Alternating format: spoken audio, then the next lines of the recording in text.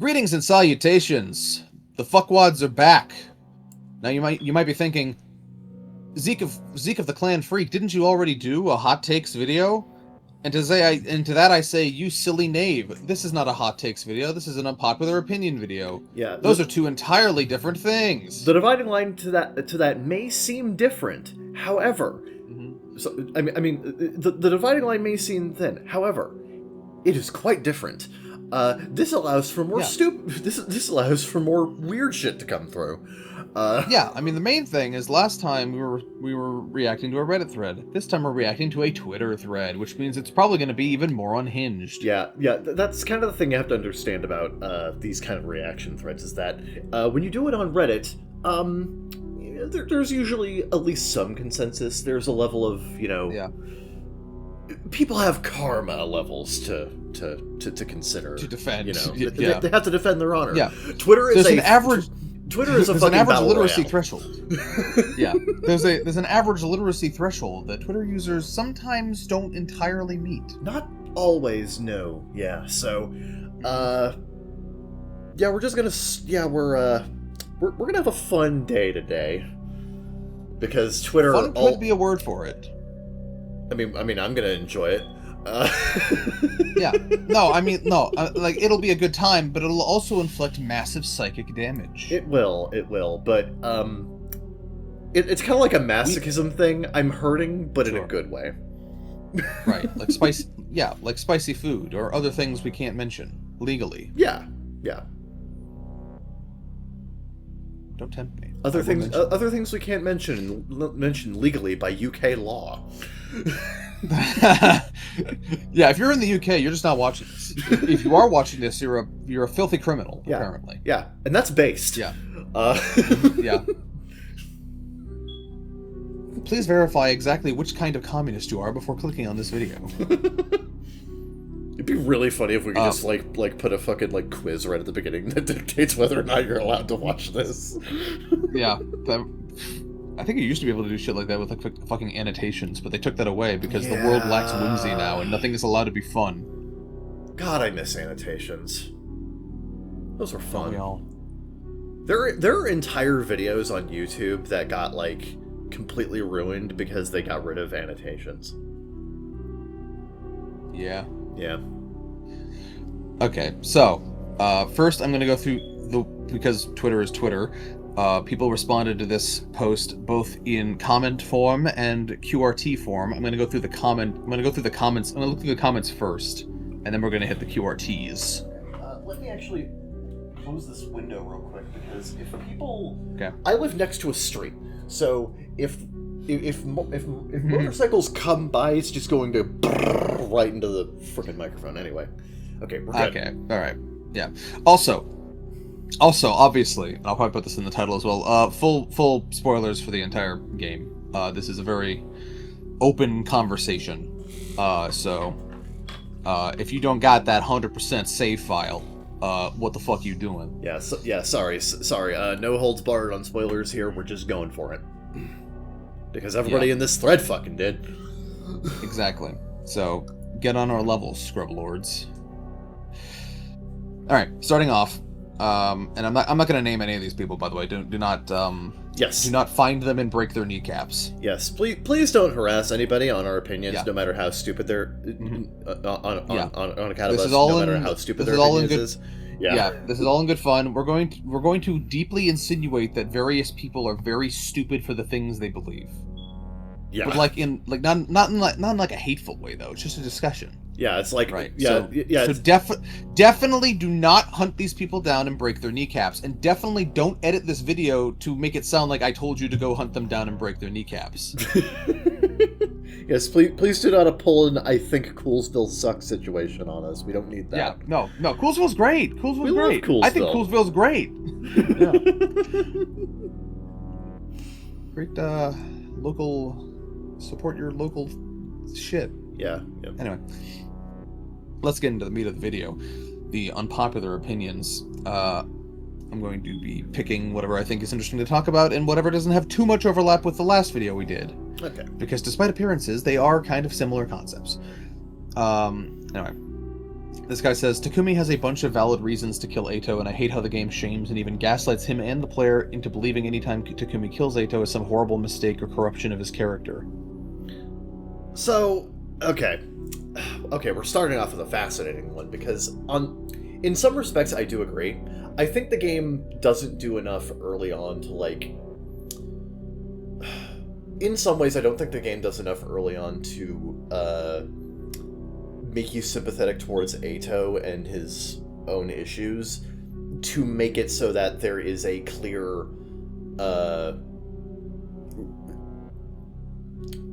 it doesn't disincentivize you from killing him enough early on, essentially. So I kind of agree to an extent.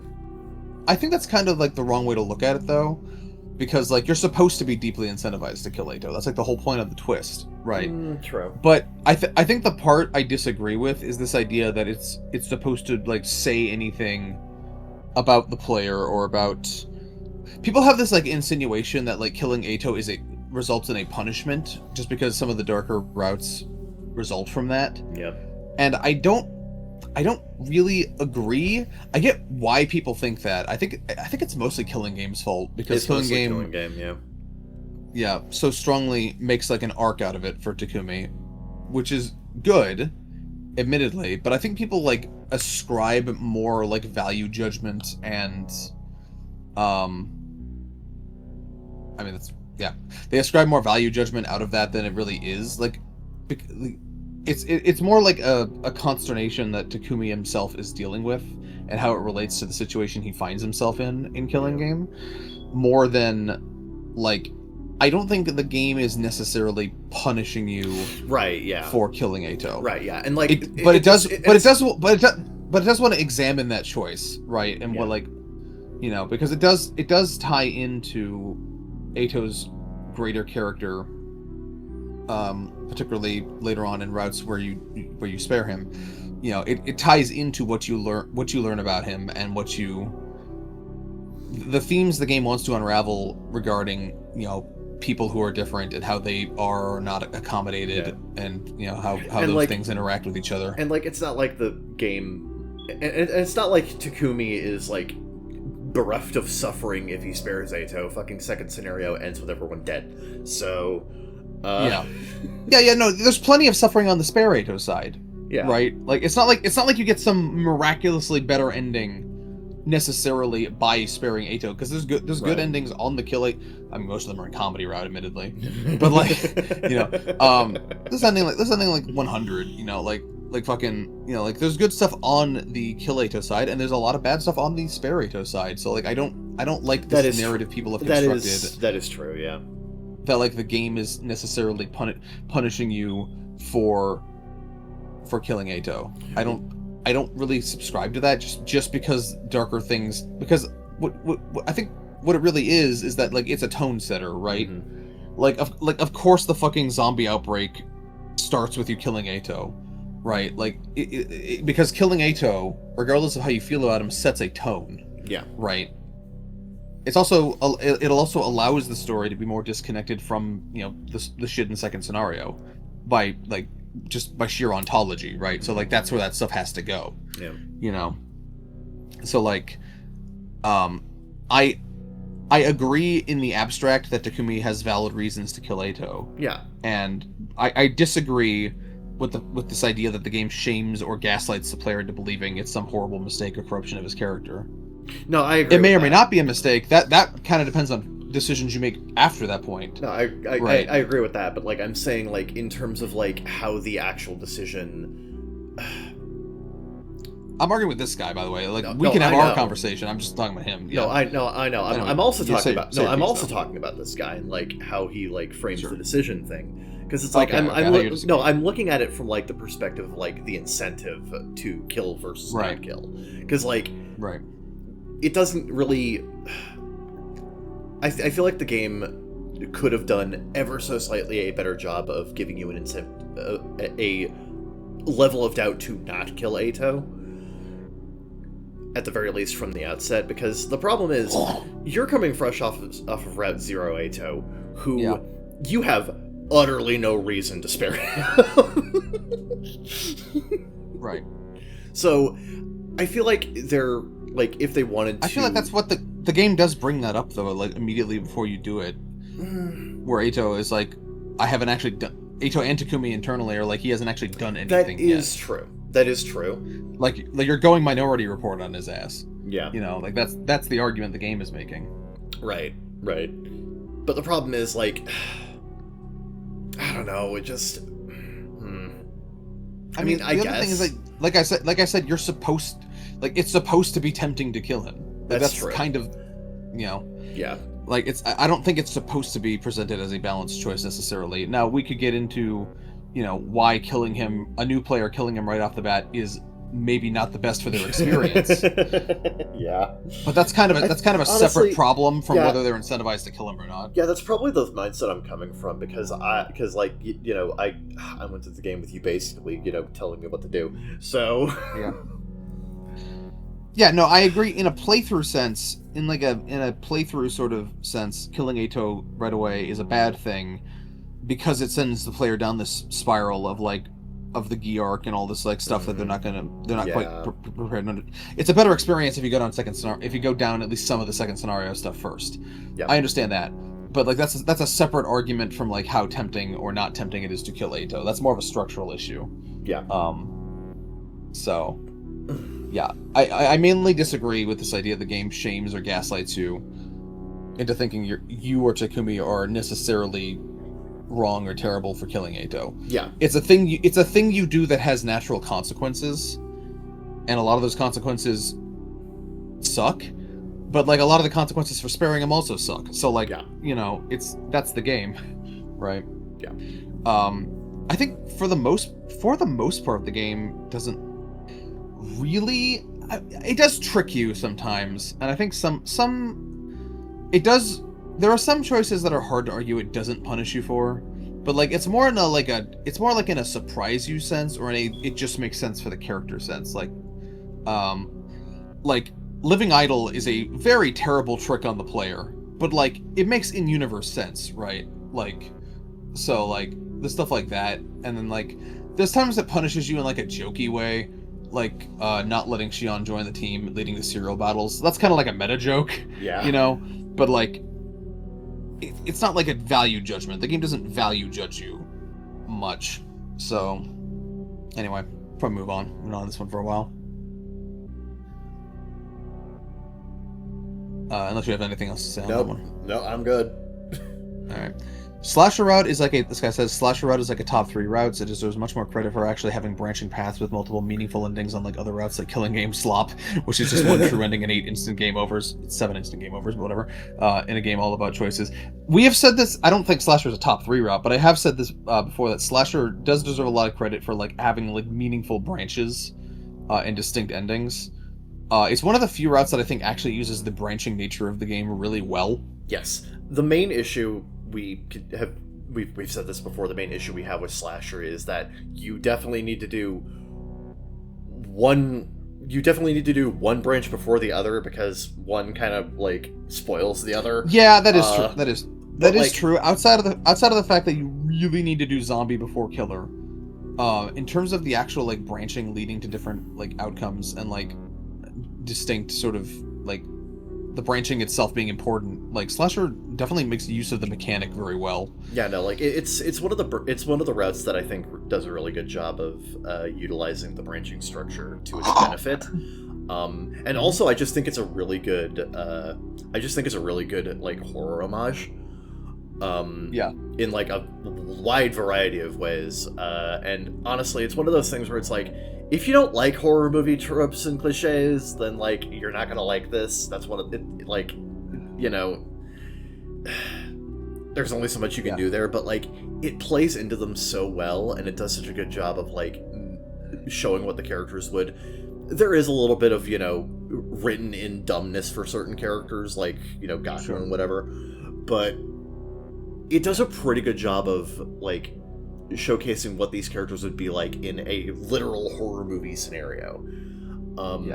And it's really fun. It's really, really fun. I really like Slasher. I don't think it's top 3, but like it's definitely one of the best in the game, in my opinion. Like it's an A. No, yeah, no. It's an A rank route for me. Yeah, no, I really like Slasher. I think if there's any route that I think is either misunderstood or not appreciated enough for what it does, I think, and how complicated, like, it fitting into the chronology of the other routes that it's a part of the time loop arc in. Yes. Slasher pulls a lot of weight. Narratively and structurally. That's another thing. It's really impressive as like a centralized horror narrative, but it also does a really good job of weaving itself so seamlessly into the entire Gi subplot. Yeah. Like it's a really good story on its own right, but like the context that you get from the story arcs surrounding it regarding the Gi and Steady Fundamental, just kind of it just makes the route more fascinating even after the fact. I honestly like, maybe this is just because this is how I experienced it, but I feel like Slasher is the perfect onboarding for the SF sections. Yeah, I agree. Because, like, there's so little you know about the Gi and, like, all this fucking, like, zombie shit that the terror of it does come through. That's another thing. I feel like a lot of people are disingenuous towards it because they go through SF first, or they go through large portions of like the SF thing first, and then they go through Slasher, and like that by that point, so much is spoiled for them already, so it's boring now. Slasher is easy. Slasher is easy to inadvertently sort of make weaker for yourself by playing Box of Calamity first, or Killing Game first, or doing too much SF stuff before it. So like, there's definitely an ideal way to experience it, but regardless, I still think it's really good and definitely underappreciated. Oh, absolutely. I definitely agree. I agree with this person insofar as it's one of the best routes in the game. No, absolutely. This guy says, I don't know if it's unpopular because I've never seen it discussed, but I feel like Shoma and Moko would have made a good friendship. Moko would have absolutely been all for the training, and I think she could rub some positivity off on Shoma. It would have been a good development for him. I don't disagree, but like the thing is, like, Takemaru already fills that role, so it would be a little redundant. Yeah, that's the problem. Like, the thing is, Takemaru already... Yeah, that's the thing. Takemaru already gives Shoma all of, like, the, you know... masculine positivity he needs, and already like spurs so much growth and development for him as it is. So what really does Moko have to do there apart from? I mean, like you can put them in a scene. You can put them in the scene together, and it can be fun. Yes, but like in terms of like, if you want to make that like a centralized dynamic in a thing, we already kind of have that, and it was with someone from the first campus by necessity because that started in Route Zero.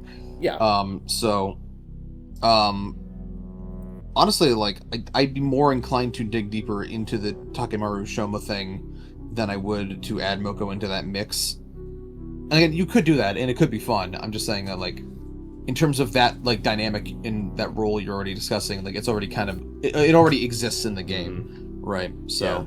Yeah, they're just... I don't disagree, but like it's a little redundant. Yeah, that's the problem. There's just not enough for Moko to do that's different. Yeah, that's really just what it boils down to. There's not enough for Moko to do different from what Takemaru has already done. And like, by the time we get to Moko, there's already been time established with, you know, Shoma and Takemaru. So like, who gives again, it's just redundant. She has her own, and she has her own dynamics as well. So like, Now, I'm imagining a funny scene in my head of them like disagreeing on like regimen or whatever. That could be funny. That I can see that happening. Yeah, I can see funny scenes coming from it, but like anything serious, I feel like you might as well lean on the Takemaru dynamic that's already there. Agreed. For fuck's sake, give him something to do.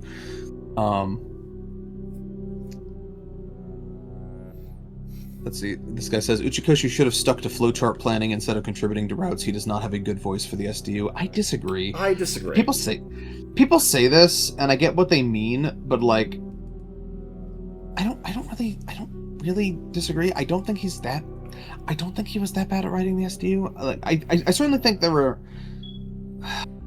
The problem is a lot of his mischaracterization comes from just plot contrivance. We've talked about Mystery Shoma to death before, but like, no, I actually like his banter, and I think he captured character voice pretty well. I think a lot of it is colored by the fact that he wrote SF, and SF is the fucking everything goes right route, right? So like everyone's all you don't get the same derision and like conflict you do in other routes because everyone's on the same page and working towards the same goal, and they're the best in the cosmos, so like it feels off, but that's because of the premise of the route, not because of how the characters are written. Yeah, honestly, in a situation where everyone is kind of on the same page and like naturally is getting along, like this is kind of the dynamic that makes sense. Like it wouldn't make sense for it wouldn't make sense for them to be like needlessly hostile towards each other, except for Kako versus Gaku because that's funny. Yeah. Yeah. But like there's no reason for them to be like have any level of derision towards each other because like they're all here for the same thing, right? So yeah, the usual dynamics don't really apply. And given that, I think it still makes sense for them to have the dynamics that they do in like SF, but again, yeah, like I don't go through the Uchikoshi stuff aside from like some outliers like Mystery Shoma or Takumi randomly knowing about Archimedes' principle or whatever. So I have some issues with how Takumi is characterized in SF, but like outside of like stuff like that, like for the most part, like I think the character voices are pretty consistent with the rest of the game. No, yeah, if you allow the framing, if you allow the framing of like this is just the route where like they don't have the problems they usually do, So like, and he also outlined routes like Slasher and Box of Calamity where like shit goes wrong and like characters are, again outside of Shoma for some reason, are like mostly like fucking like acting like themselves. So like I think he understands the SD pretty well. Like it's like it's a bit different. It's a bit of a different flavor from Kadaka, but so is everyone. So like a lot of these takes to me just read like this game shouldn't have had multiple writers, and I'm just like, well, unfortunately, maybe, that's not the game we have. I'm like, well, maybe, but like also we wouldn't get more these like different takes, and we also I would like Kadaka to not kill himself. So like there's also that, I'd also like games to come out eventually. Yeah. Right? If Kadaka did everything, we'd still be waiting for it. Yeah. Actually, so like like, and mind you, the game came out the game came out in the state that it is because he ran out of money. Yeah, that's also true. So like, yeah, I can't agree there. Yeah.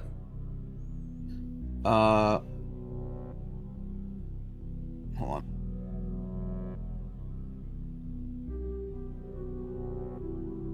Nah, I don't want to get into that. We have limits. Yeah, this guy says Slasher is easily a top 3 route. Meaningful choices focus on the less popular cast, interesting use of gameplay mechanics with the chase scenes, and fuck, I love zombies. Yep, Slasher's good. Yes, I also do love the chase scenes. Those are very fun.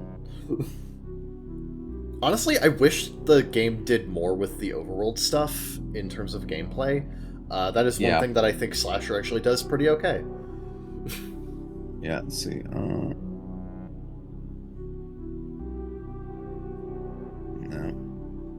This guy says, I love the game a lot. It makes me really happy. I hope that's not an unpopular opinion. I feel like that's actually the common consensus. This isn't a DR fandom. We actually like the game here.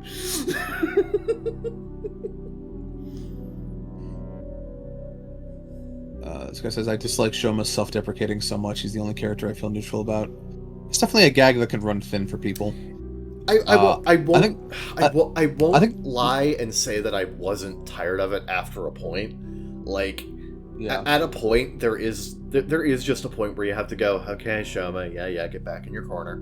Like, it does wear thin a little bit. I won't lie, it does. I think it's saved by just how creative the self-deprecation can get. That is true. He comes up with very fun new ways of taking himself down for like no reason. Yeah. It also gets way funnier if you interpret it as him like literally crying for attention. True. Because it's like, how can I make this about me? Yeah, I fucking love that one thing someone pointed out where it's like Kurata insults Gaku and Shoma's like, you rang. Yeah. And then she's like, I'm not talking about you, fuck off. Yeah. No, it's fine. Like, I thought it was fine. I think it's approached from enough angles, and like it's creative enough in execution, that like I get why it might rag on people, but I'm not really bothered by it. I find it funny. Yeah, that's fair. Admittedly, I Yeah. did find a lot of it very funny going through it. It's just I noted after a point, this is the same joke over and over, just worded differently. Uh, Yeah. So I get it. I get it.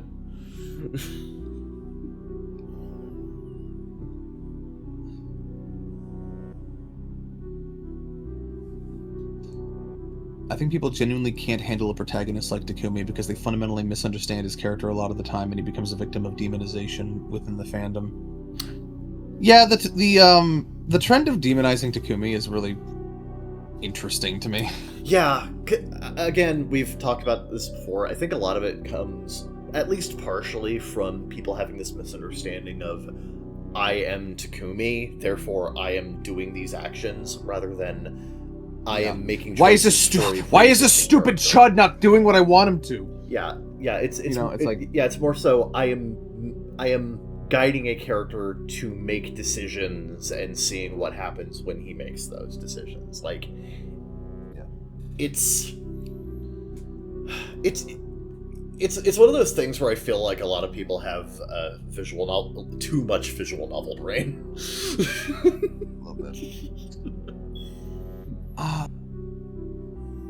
Yeah, it's an interesting thing because I think people come into it from all sorts of. When you interact with a game like this that presents such choice and consequence and like has such complex themes and things to navigate, it can, I guess, from a certain point of view, if you're not in the mindset of letting the story take you where it's going to go, it can cause friction if the character you're following all the time doesn't align with like how you would like these things to be explored, because that is influenced by how he speaks or how he acts or whatever. So like if that's constantly completely at odds with how you want those things to be explored, I can understand why you might find him a bit of a frustrating character. Yeah. That's just not how I engage with media though, so like you know. No, I took Takumi as like the established character that he is, like how his, because like the whole thing with Route Zero, and like I feel like this should be ingrained in you as you go through Route Zero, that Takumi is a defined character, and the whole thing is that like he is like he makes decisions because he wants to create change within what he believes is going to be Route Zero just instills in him this fear of complacency. Mm-hmm. And that drives a lot of the decisions that are allowed in the second scenario line and onward. So by that point, like, it should be pretty well ingrained that this is a defined character that you are just, giving decisions to, and you just see what happens afterwards. It's not, I am this character. So, sure. Again, I feel like that's where a lot of it comes from. So like, yeah. Yeah. This guy says, well, second scenario was the first ending written in is one of the best. I think people tend to overinflate its importance in comparison to other endings. It is not the true ending, nor was it ever meant to be. Correct. Yes, this is something that we have said a number of times before, but no, yeah. The second scenario's ending is the truth ending, as in it is the ending where that reveals the most about the world and the the world, humanity, the SDU, the plot, generally. Whatever. But it is not the true ending, as in the definitive be-all, end-all. This is the end game.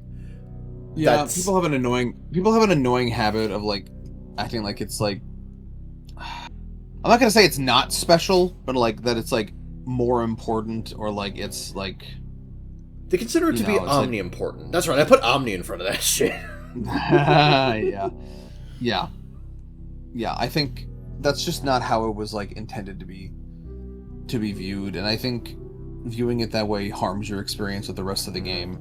If you're not opening your mind to the possibilities, and the fact that second scenario is just one of those possibilities, then, and I get why people do this, because like structurally the game is so overly centralized around second scenario, and second scenario got all of the budget, so like it feels grander and more important in those ways. Yeah. Right. But like by the mission statement of the game and by like just a sense of narrative curiosity, it ain't all that, Yeah. So yeah, I agree. There he is. Those are boy literal Sans. Ato sucks. I'm not saying this as a hater. That is my impartial opinion. Hell yeah, literal Sans. Hell yeah, man. You do you, buddy. Rock on, buddy. You keep riding this bit to the station. I just love how dedicated literal Sans is to this shit. It's so funny.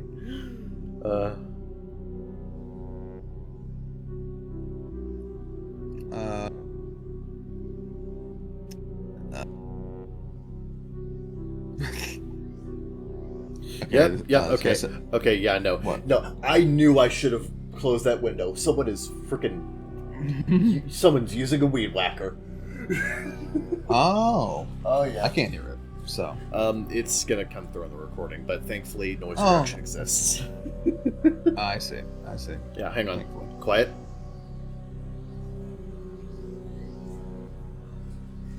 Okay, now it'll pick up that noise, and I can utilize that to get rid of the noise. Okay, we're good. You can't outsmart us. We are so smart. I understand how audio editing works. Anyway, go ahead. Let's see here.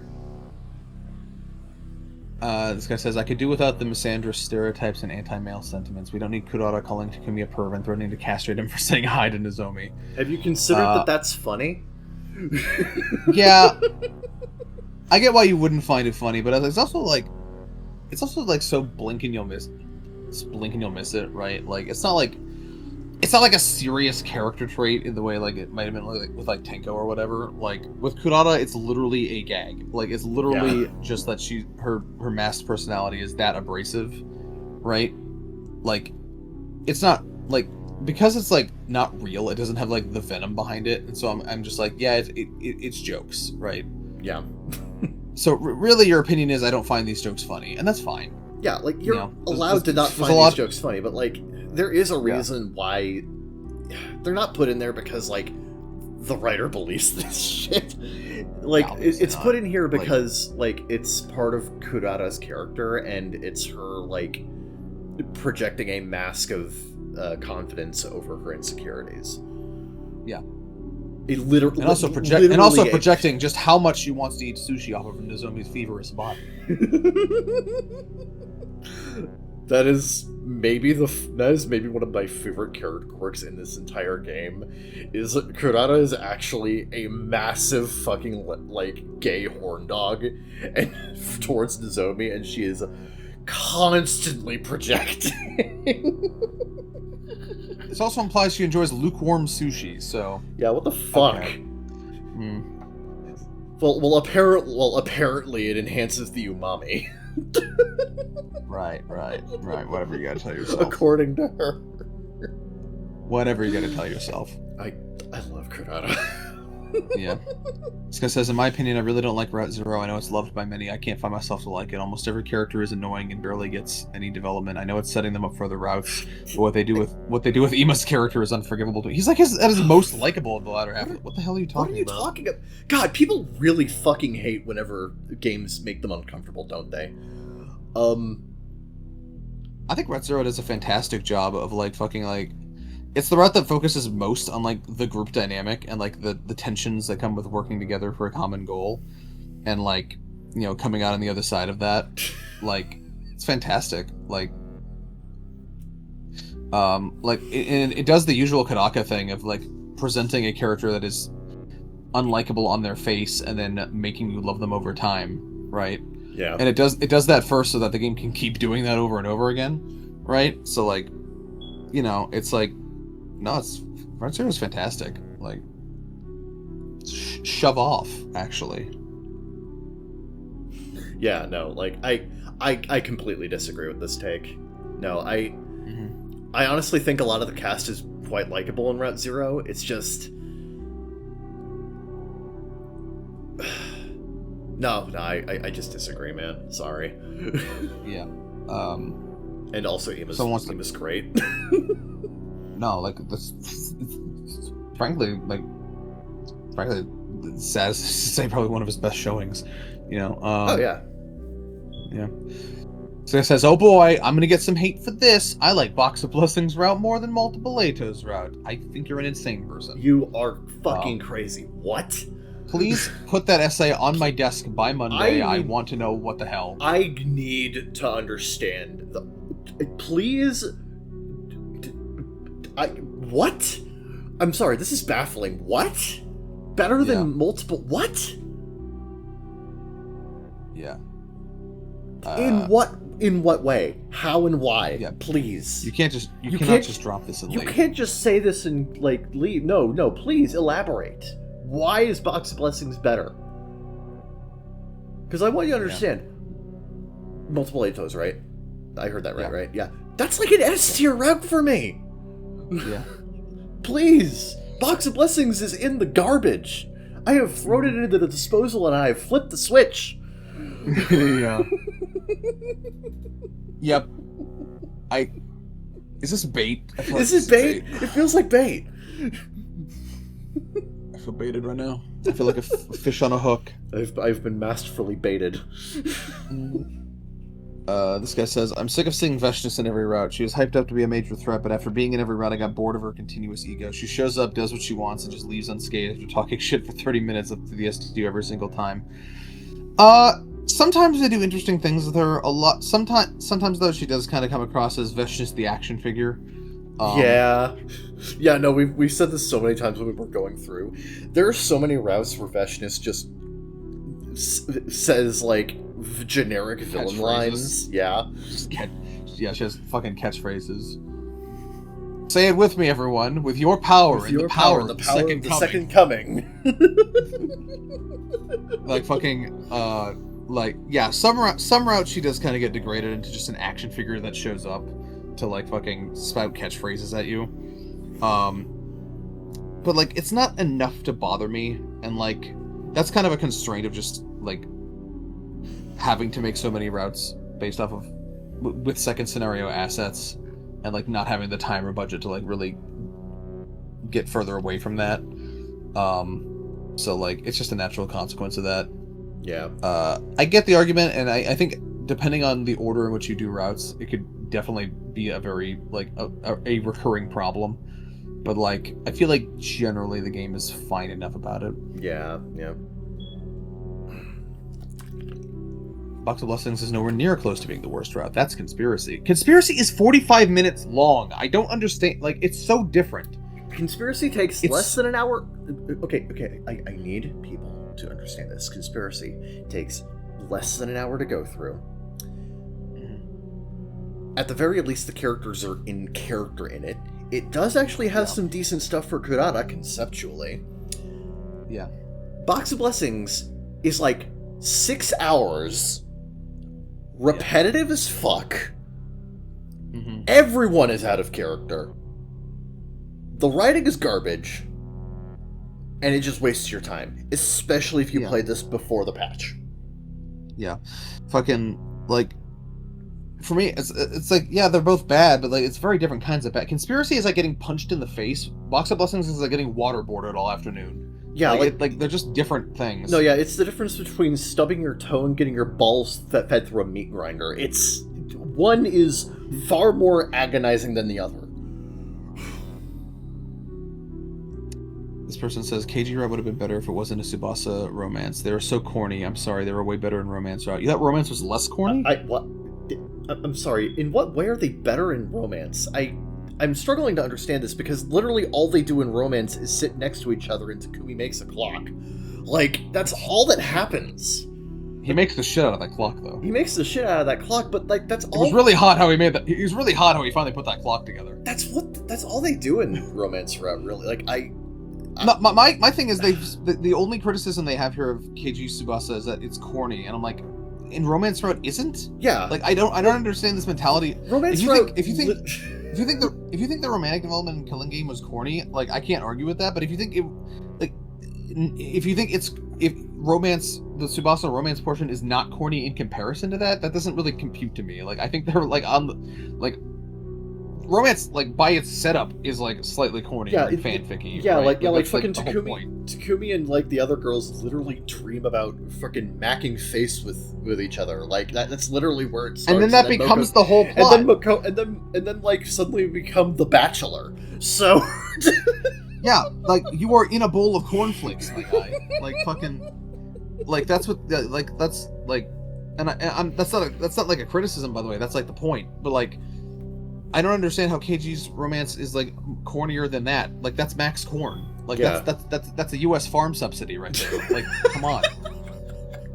Like I'm sorry, U.S. farm subsidy route. It is no more or less corny than each other. Like that. No. This guy says Kurata's whole mask thing is severely underused. I agree. I kind of agree. I think they don't play with the dichotomy enough. They do just enough. I think they do it like just enough, but like just barely. Yeah, because like there's a little like it happens. But, yeah, like a little bit of it happens in Route Zero. Some of it happens in Romance. A good chunk of it happens in Coming of Age. Yeah, but like. Yeah, I do think that there is more that they could have done with, you know, the dichotomy between mask on, mask off Kurata and like her put on persona versus her actual persona when she doesn't have the mask on. I feel like there is more that they could have done with that. So in a sense, I do agree. Yeah, I also want to. I agree. I don't think it's not explored. I think it really comes down to. I think it really just comes down to. People just want a Kurata route. Which, you know what, that's completely valid and fair, and I totally get it. I want to shout out the Kurata Romance Plus mod in development. We played the first version of that includes it's like introductory day or whatever. It's looking really promising, and one of the plot points of that is that she is resolving to keep the mask off for that entire route.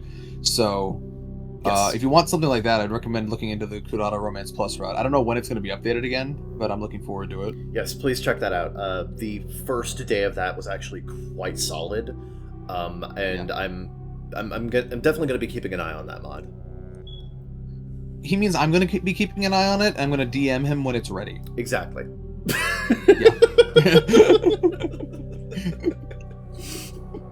Yeah. Yeah. No. It's like saying I'm gonna bake a chicken. No, your oven is gonna bake a chicken, and it will let you know when it's done.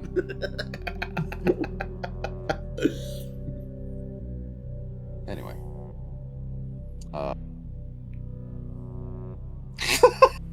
I'm gonna DoorDash some food. No, your driver's gonna DoorDash some food. You're going to get it at the door. Yeah. You've done nothing. You haven't done anything. She's done all the work. Oh, really? Is that what the two of you think now, is it? This is a potato battery. It's a toy for children. And now she lives in it. Sorry, you will never stop me from quoting Portal 2 at random. I would never dare stop you from quoting Portal 2 in any way, shape, or form. God, I need to go through the co-op one of these days. Sure. Anyway, this person says COT is a boring route. Boring. Boring. Boring. That's like the one adjective that does not describe. What? In what way is Cult of Takumi boring? What? You can call Cult of Takumi a lot of things. Boring is not an acceptable descriptor. Did we miss the Kako Festival? I prefer you insulted in literally any other way. Oh my god. Gee, I'd rather you just call it a rape and just say, holy shit. I'm more offended by you calling it boring.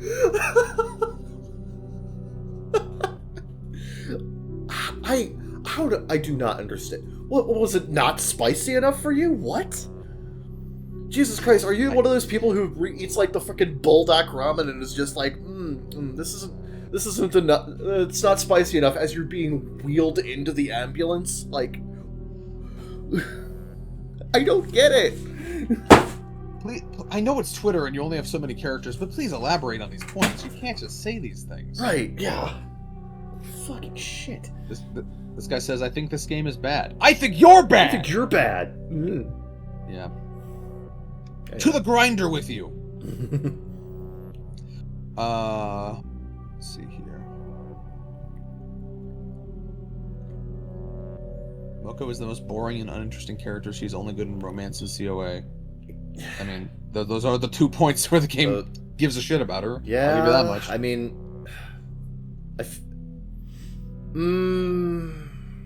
I mean... She's probably my least favorite by concept, but, like, I don't think she's bad or anything. Yeah, I don't dislike her, but she's probably... She feels the most like a quote-unquote joke character out of the cast. Yeah. Even down to the fact that all of her Bond events involve her saying, like, ridiculous shit about her past as a wrestler. You didn't enjoy the Tales of Anal Boss? The Tales of Anal... Oh, no, it's not Anal Boss, it's Anal Boss. Anal Boss. She says it with such reverence, man.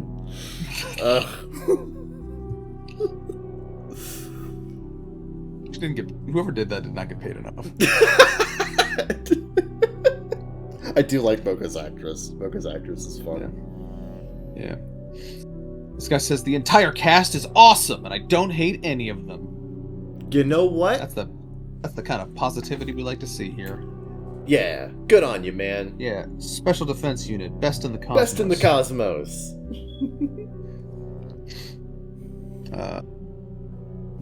The Holy Jumanji Sword is underrated. You know what? Actually, low-key. Low-key true. Who wrote this, Kyoshka?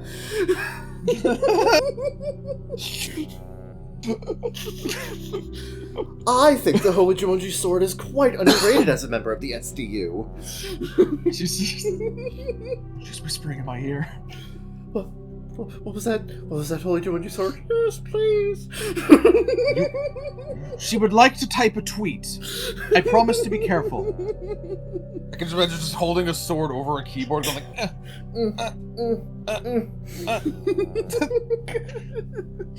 We now return to real things Kyoshka has probably done. I love Kyoshka. I love this entire fucking cast, man. I can say I love X in this game, and, like, yeah.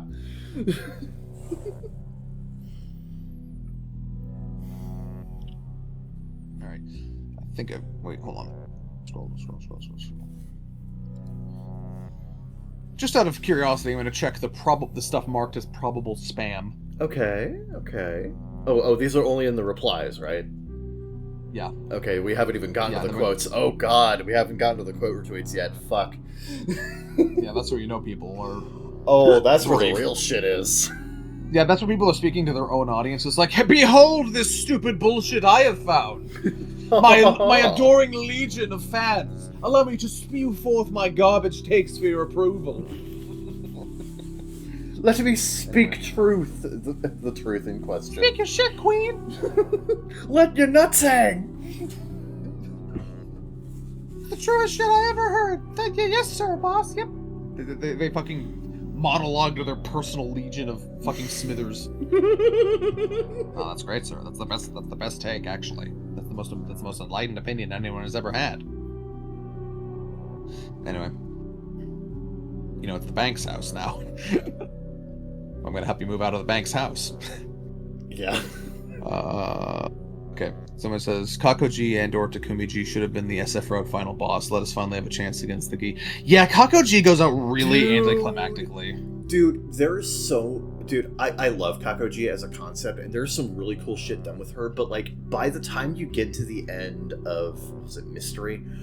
Both at Mystery and SF, but she's technically defeated in SF, yeah.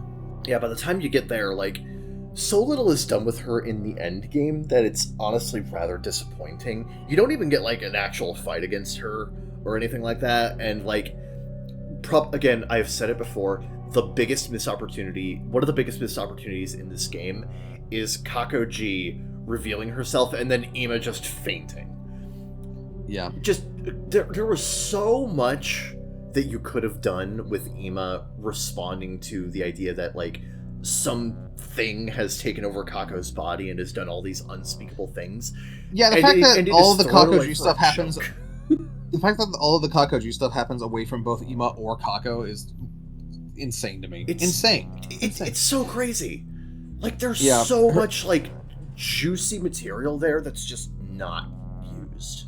Yeah, and the like her defeat is really anticlimactic. They point the ray gun at her. She escapes. She escapes out of the body, and then like the white coat lady comes and takes that variant of Kako away, and we're just told it's fine now. Yeah, and we're just told it's fine now. It's fine now. Don't worry about it. It's fine now. It's probably not fine now. Yeah. I'm interested to see if Uchikoshi will actually pick up on these threads. There is one variant of Kakoji that actually does get away, and we just don't resolve that. Yeah. So there's that, and then BOC Kako is apparently still alive. So like we'll see where that goes, and I may have stronger opinions there, but yeah, I definitely think that like for how much buildup Kakoji gets, like she kind of goes out like a bitch. She does. Anyway, I'm gonna move on up into the QRTs. Woohoo! Let's get crazy up in this bitch. God damn it. This game is hot garbage because nobody started humping him in the scene. It's the CG of Gaku over the fucking hot tub. Oh, we're starting strong. Man. We're starting strong already, man. Why was this the top one? People. What is this ordered by? Because people really want to fuck Gaku, I think. For sure. Anyway, there's. Yes, here's the one everyone has seen. It's all underage incest, all of it, not just Zima and Kako. Yes, so that's amazing. True. And I love it. So true. Stan our bait king Kazutaka Kadaka for coming up with this with Futurum's favorite family. It's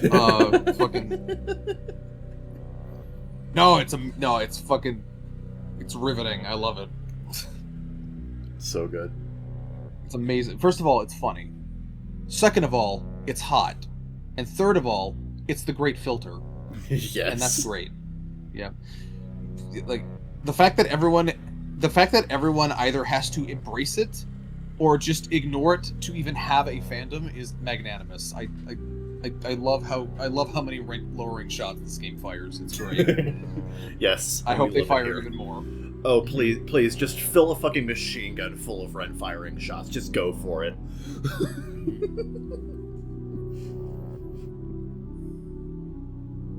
I love. Yes. Anyway.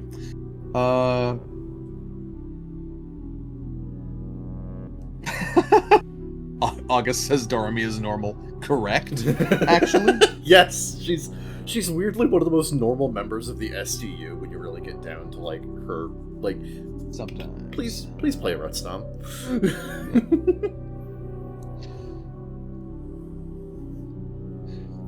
The quote, finally good thing is about to happen. I'm going to verbalize how happy this makes me. Oh goodness, an hour has passed and the worst possible thing has happened. Misery porn trope rears its ugly head too much and that drags some routes down. I don't have a problem. I don't have a problem with that style of narration. I think maybe you binged the game too quickly. Yeah. Or it's like one of those things where like the writers weren't talking to each other, so they didn't realize how much they were all doing this one narrative description. Yeah. But like, I don't know. Frankly, it makes the game feel more consistent. So like, I honestly like it. I think it makes a lot of sense. To me, I think it's like a character trait of Takumi's. So like, I think that like. Yeah, because like Takumi wants to believe that whatever changes, like whatever choices he makes, will bring about the best possible scenario. But yeah, you know, tragedy befalls him, right? It's one of those things that it just tees up the sense of tragedy that exists throughout a large portion of this game and throughout a lot of different routes.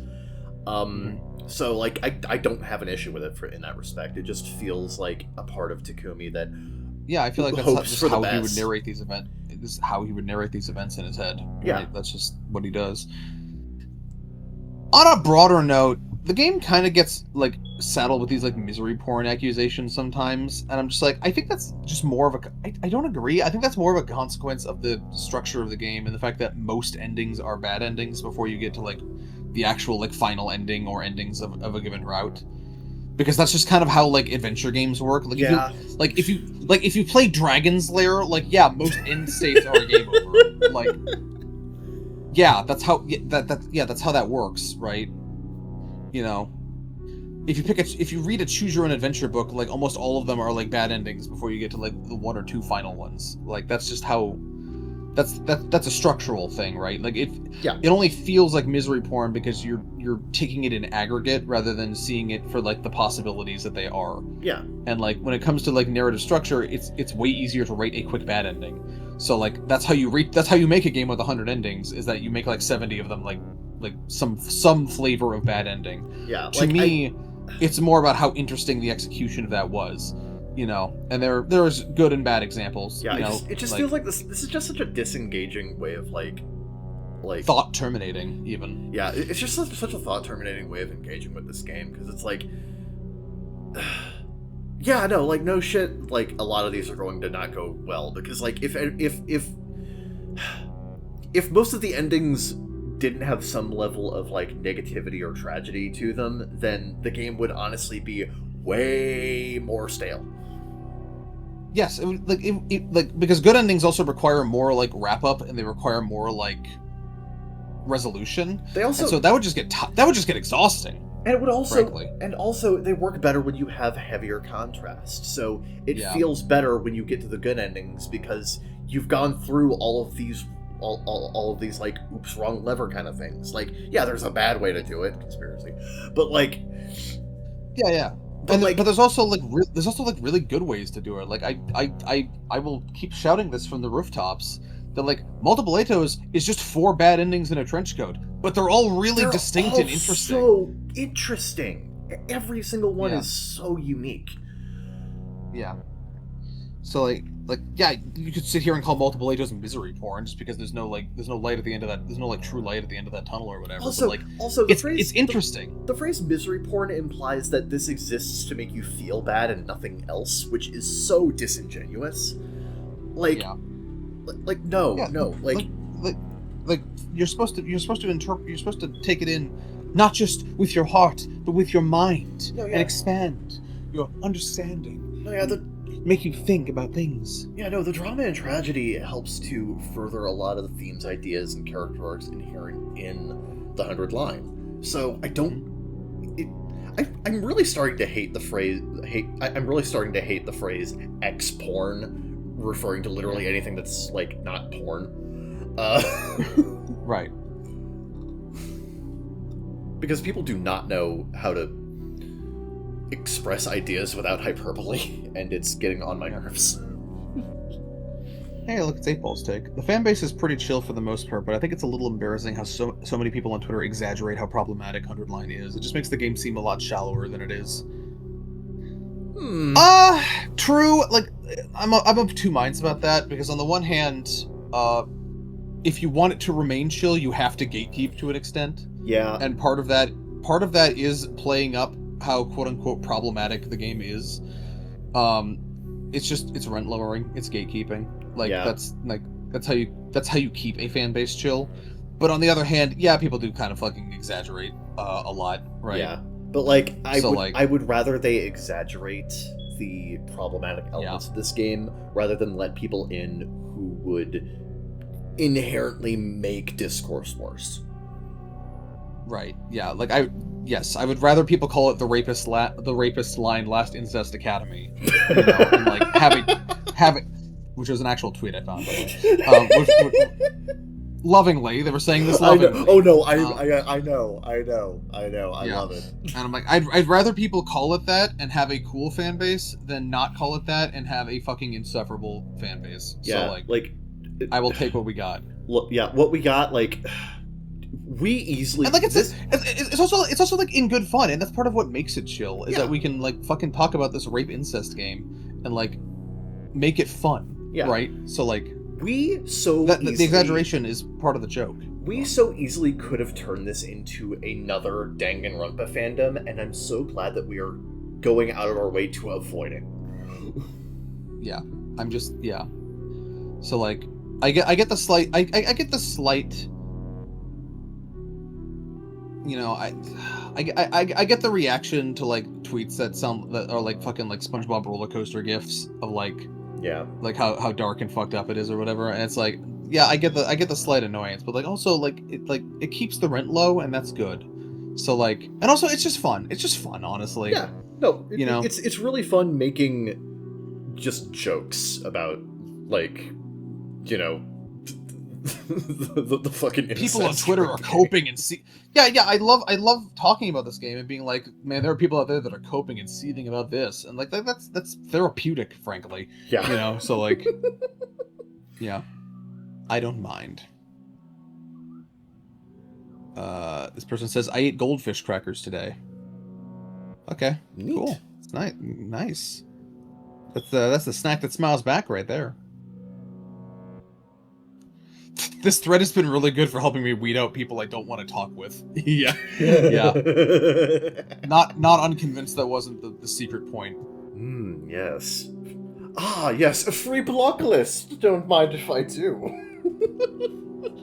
This person says, actually, I have a slightly hot take to make. If you didn't like SF and or Mystery, I'm not going to say you're wrong, but I would ask if you're a fan of the Zero Escape games. I feel like Uchikoshi did his best with some of the limitations on the overall routes on his end.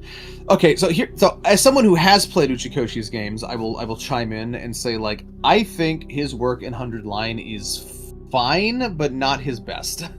And I think it has very little to do with structure and a lot to do with time. Like we've said a million times, the game was rushed. They ran out of time and money, and like I think some of Uchikoshi's stuff suffers from that. But I also think it's the stuff they're going to expand upon later. So like, I'm not too bothered by it. You know, it's all about the follow through, and unfortunately with Uchikoshi, that's a scary proposition because sometimes you'll get a fucking zero time dilemma out of him. I hope we don't get that. So you know, it's like. For me, it's like pending. It's on hold. You know, I'm like, I mostly like what we have. I acknowledge its weaknesses. I hope it leads somewhere great.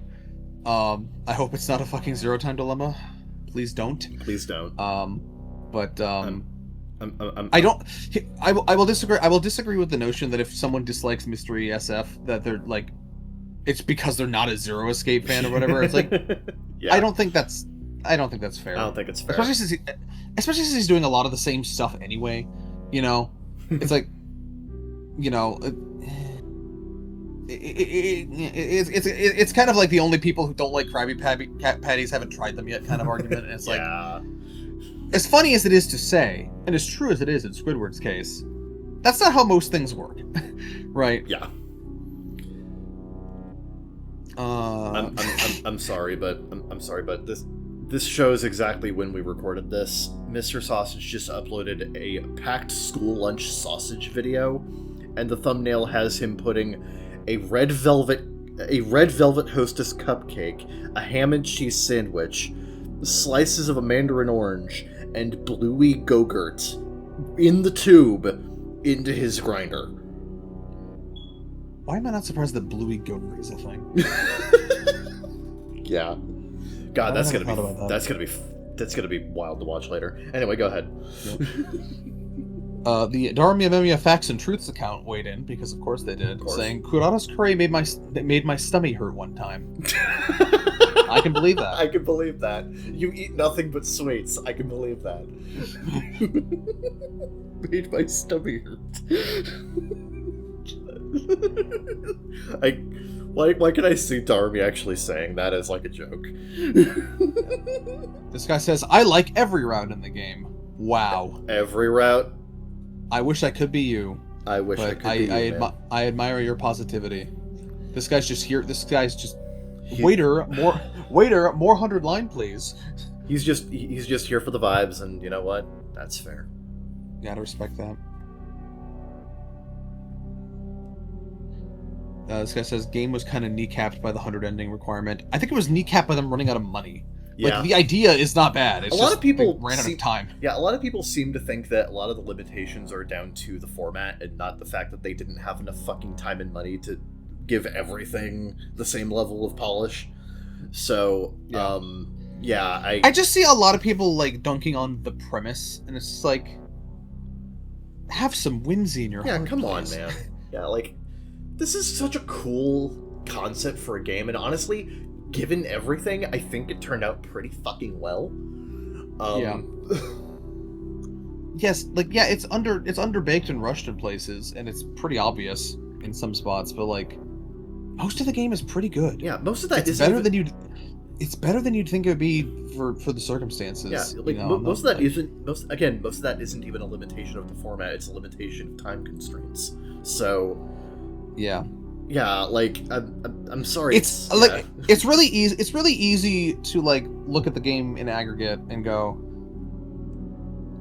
quality thin in places, quality uneven, big game, 100-ending game. If less endings, better quality, maybe? Like, the math checks out in your brain, but, like, I don't think, like, that wasn't the assignment, though. Yeah. Like, that wasn't, like, you know, if they didn't reach 100 endings, they would have failed their own premise. And they'd have to retitle the game, and it'd be really awkward for everyone involved, frankly. Yeah. You know, like, nobody wants to play the 76 line. That doesn't make sense. Like, that's not marketable. It's not snappy. The 37 line! Now, you would be there day one. Oh, you know it. That's the exact number of lines you're all about. But, like, no, like, it's not like we're, like, the premise is part of the package, and, like, to me, it's like, if it has weaker aspects, like, yeah, that kind of sucks, but, like, I got so much out of it already that, like, it doesn't bother me, right? Like, I'm not bothered that the game has undercooked or weak stretches, because, like, the good stuff is really, really good, and most of it is pretty good, is at minimum pretty good, right? Yeah. Like, so, like, it just doesn't bother me. Like, I don't think the game would have turned out better if they hadn't gone for this. First of all, I don't even know what you would do in that case, right? Because it was kind of a situation where, like, you either just make a normal fucking adventure game, or you go for this wild number. And they went for a while. Like, there's no in between there, right? Yeah, like I said, there's no 76 line. Yeah, it's like, an all or nothing. It's an all or nothing thing. Like, you either go for it or you don't. Yeah, which is something Kanaka's even said himself. That was kind of the impetus of it. Yeah, and it's like, I don't like. I struggle to see the alternative that these people are postulating about, right? Where, like, it's like a, maybe they're thinking it's something in like a VLR type scope, and I'm like, I don't know if that would have been better. It would have just been kind of less, right? Yeah. Like, the good stuff would have still been good. There just would have been less of it, right? Yeah. You know, I think the numerous, like, 7 out of 10 routes are worth having. You know, like, yes, I have gone on record saying, like, Kanaka's material in this game is, like, the best by, like, a fairly healthy margin. But, like, the rest of it is pretty good, you know, like, and I think that's worth having. I would argue that there are only really, like, maybe 4 routes that are bad, like, straight up bad. But, like, that's kind of it, right? Yeah. And, like, even some of the bad ones have, like, interesting things to at least discuss. Like, fucking, like, I like Ava route with each less with each passing week, but, like, it's still an interesting thing to talk about. Yeah, you know, and like, again, we have been on conspiracy so fucking much that it's becoming, like, you know, a dead horse. But that's because there's so much to talk about with it. Yeah, yeah, and at least gave us something interesting to, like, like, they could expand upon that, right? That's a possibility, at least. Yeah. Right. So, like, I don't know. I feel like some people just fail to grasp, like, the appeal of this gargantuan sprawling adventure game, and it's like, you know, have some whimsy in your heart. Like, that's kind of the dream, right? Yeah. So, like, you're either enamored with that dream or you're not. But, like, I feel like, yeah. Anyway, actually, this next one I actually responded to in tweet form. But we can talk about it here. Okay. Where they say, I disagree with the humanity bad angle the game takes, blaming human beings as a whole for world death and the Exodus project as a whole. I'm like, I disagree, I actually think the game is. I'm going to read my own tweets here. Okay. I actually think the game is pretty fair to humanity. Pretty much all blame is pinned on the Exodus leadership. Humanity itself is presented as neutral, even sympathetic, if obviously eager to guilt trip.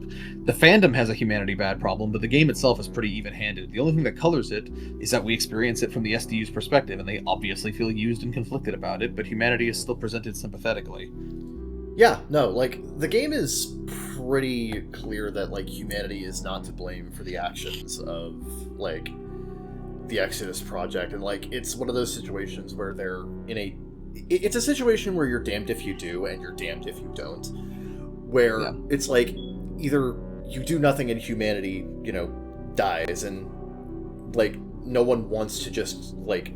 Yeah, I want to point out the game consistently portrays humanity dying as a bad thing. Yeah. Like that is a consistent thing. Like, we do not want humanity to die off. Like, we do not want them to be exterminated. But I would even argue that the game largely portrays humanity winning as a better outcome. Yeah. Like, obviously peace is a better outcome, but like the game consistently positions a human victory as better than a Vestius victory, because Vestius is actually insane. Yeah, I want to point out there are multiple instances where raising the planet is a non-option, and Siri's like, "Oh, this is fine as long as we beat Vestius. Like, we can work with this." I don't know. It's fine, and more like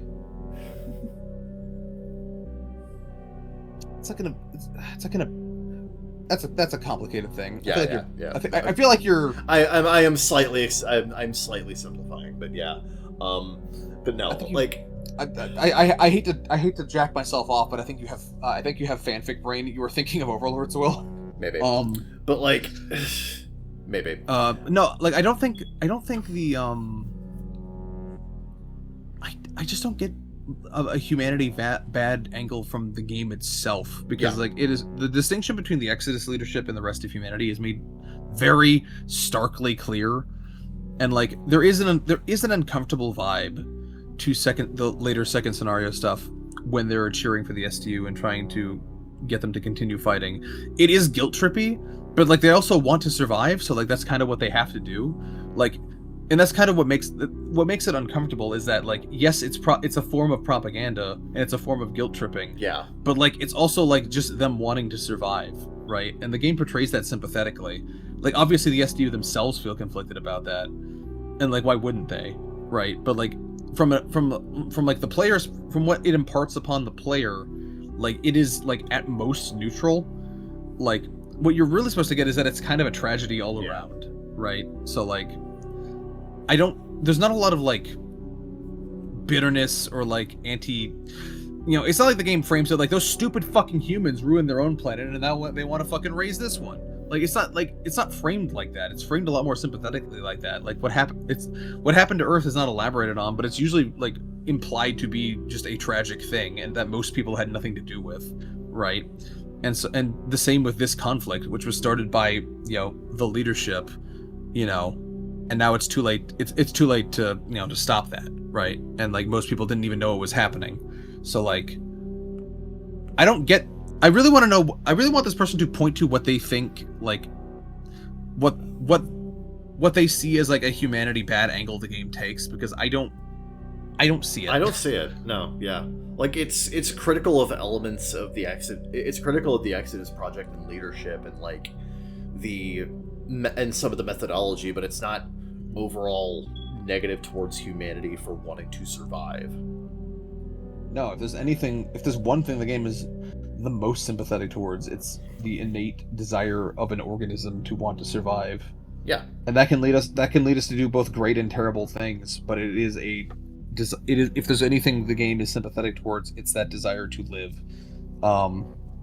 And what it really points out to is the tragedy, the inherent tragedy of all of us wanting to live is in fact what puts us at conflict with one another, and that's kind of just the central theme, really. Yeah.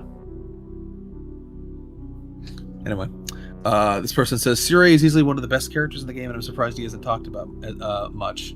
Yes, I agree. I love Siri. Siri is great. Yep. A lot of people really do not. There is a contingent of fan who does not take well to Siri simply because he has to. He is put in the position of having to, like, it is literally his mission's goal to ensure humanity's survival, and that does involve raising an entire planet. But like, yeah, among other things. But like, the thing is, like, Siri is such a fascinating character because of how dedicated he is to that goal, and how dedicated he is to the continued perpetuation of both humanity and the SDU.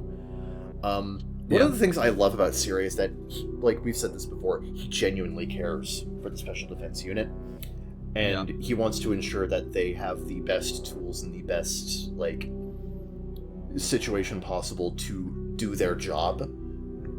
Yeah.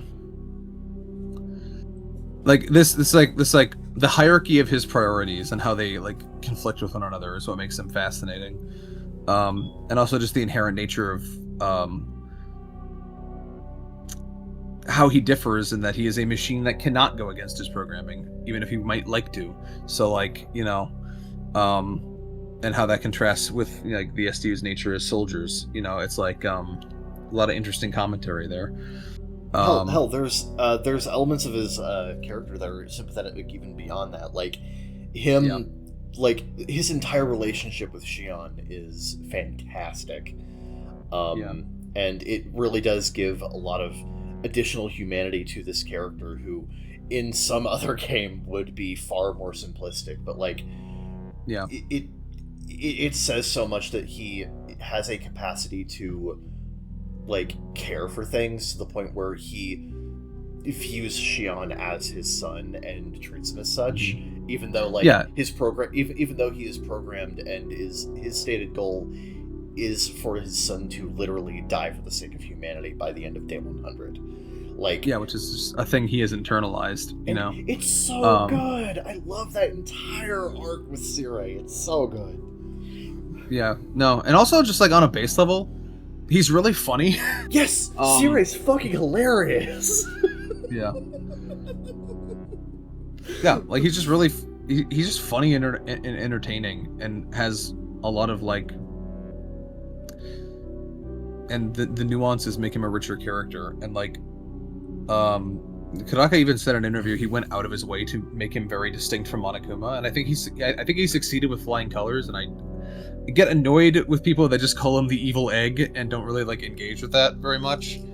Because when you really get down to brass tacks with Monokuma is really just an avatar for the wills of Junko and Oshima, and or whoever, or whoever, and it's really just down to pushing the killing game forward, and that's fairly simplistic. Monokuma's not really that much of a Monokuma is Ghostface. Monokuma, that's such a great comparison. That's such a great point of comparison. Monokuma really is. I love Ghostface. Yeah, I love him, but he's Ghostface. He's Ghostface. Yeah. Siri is, by contrast, a very clearly defined character with a very clear personality, preferences, wants, desires, and even an internal character arc that he goes through, and that is so much more fascinating, and it's a little disappointing seeing some people just throw him by the wayside just because he's evil, or he wants the SDU to do bad things. Please engage with Siri more. He's he's genuinely one of the most fascinating characters in this game, and that's saying a lot. No, I'd love to do more of Siri myself. No, yeah, Siri's great. This guy says, I think way too many people treat 100 Line as a more traditional visual novel with a small amount of true endings, or God forbid just one, rather than engage with it as the work it presents itself as, where a few empty game overs aside, every ending is meant to work as the ending. Yeah. No, definitely. No, agreed. Yeah. I feel like we just talked about that. We just did. Yeah. Wow. Have you been listening? 16 hours ago? Yeah. Somehow? Agreed. Now this one will be fun. I'm gonna read the first half and you react to it, and then I'm gonna read the second half and you react to that. Okay. Okay. Let me prepare myself. This take, part 1. Ima is overhated. I can agree with this. Yes, correct. This And is Tsubasa fair. is confusingly popular to me. She bores me to tears. Get fucked.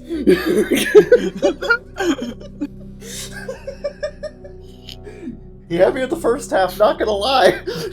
I like where this is going. Oh, you just had you. Okay. Let's be fair here.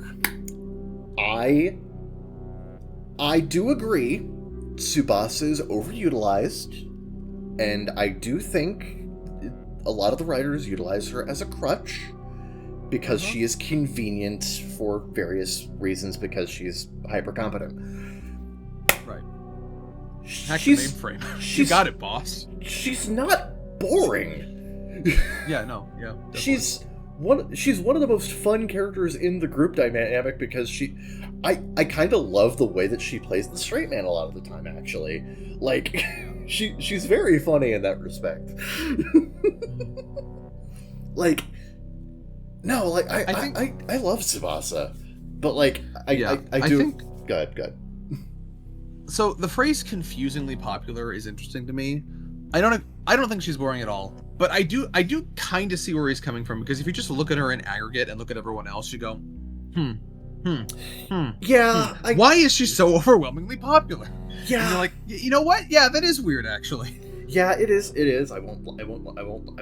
It is a little weird. You'd think like some of the more gimmicky characters would actually like take over in that regard. I think it's a couple of things. I think it's a testament to how endearing she is. I think it's a testament to how much the game uses her at the expense of other characters. And also I think it's comfort, maybe? I don't know. Like she's kind of a very consistent presence. But both in narrative and in gameplay. Again, anyone who understands this game understands just how fucking broken she is. Yeah. It turns out You're having gonna a hear unit that this can never engine roar. It turns out having a unit that can never fatigue in a game balanced around fatigue is perhaps not the best game design decision. Mm-hmm. I love that. Was actually something that, if I recall correctly, that was actually something that was like a lot of in the Japanese popularity survey, like you could put in comments or whatever, a lot of comments about Tsubasa. There were like ones about her character, obviously, but a lot of comments were about just how useful she was in like gameplay. Yeah. So like that's part of it, yeah. I guess. I love how we're talking about this, and I refresh Twitter, and Chitsu makes a fucking post where it's like, "Come play the 100 line we have," and one of them is Melanin Mousecatool, and it's just Tsubasa.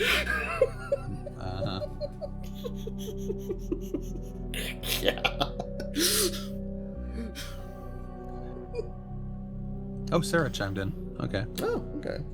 For the record, I know I said I wasn't going to shout people out. I'm only going to shout out people I interact with and know, or that I'm not saying things inflammatory enough that I think they would ever get attacked for them. Yeah. So let me make that clear.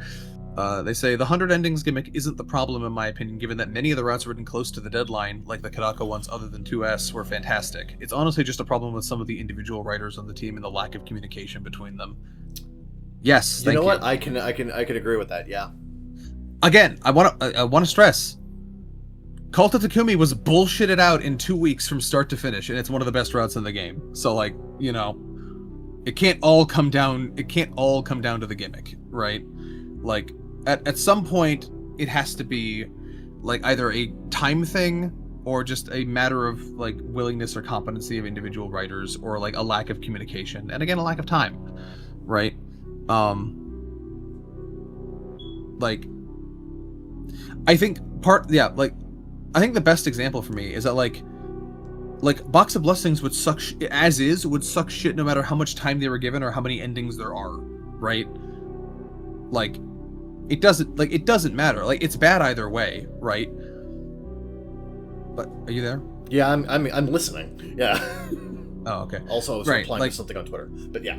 Oh, yeah. The classic conundrum. Yeah. Yeah, like we can't, like, I think it gives Box of Blessings too much credit to be like, well, it's this way because it's 100 endings and that's a hard thing to do. It's like, no, like, that was the only, aside from Rebellion, that was like the only route he was like fucking Kodachi was responsible for, right? So, like, you know, I don't know, you know, do you get what I'm saying? It's bad either way. Yeah, It's not because of the gimmick. Yeah, there are problems inherent to Box of Blessings that can't be swept away with just Kodachi didn't have enough time to write it. Like, there are glaring problems with basic logic and consistency in that route that make no fucking sense with any other, I don't know, yeah, and it's like, if you didn't have enough time, why is it so fucking long? Why is it so fucking sprawling? Right. There's only so many things that can explain, and we don't even know how rushed he specifically was, right? But the main thing that they're arguing against here is that people blame the 100 ending gimmick, quote unquote gimmick, as the problem that explains why there's less good content in the game, and but that's not the issue. The issue was the competency of. The issue was the individual competency of someone like Kodachi and the lack of communication that leads to problems. Yeah. Right. That's another thing. The overlapping character focus or the lack of character focus for some characters or whatever. That's a communication issue. That's not a scope problem. If they had just planned it better, even with the same amount of time, it would have turned out better. Right? So it's not, the gimmick is not at fault. Yeah. The concept is fine. It's just a combination of time, talent, and communication between writers is where a lot of the weaknesses come from. And mind you, again, we fucking love the 100 line here. So all these criticisms come from a place of love, right? So yeah. There were also more tweets in this thread that I didn't read.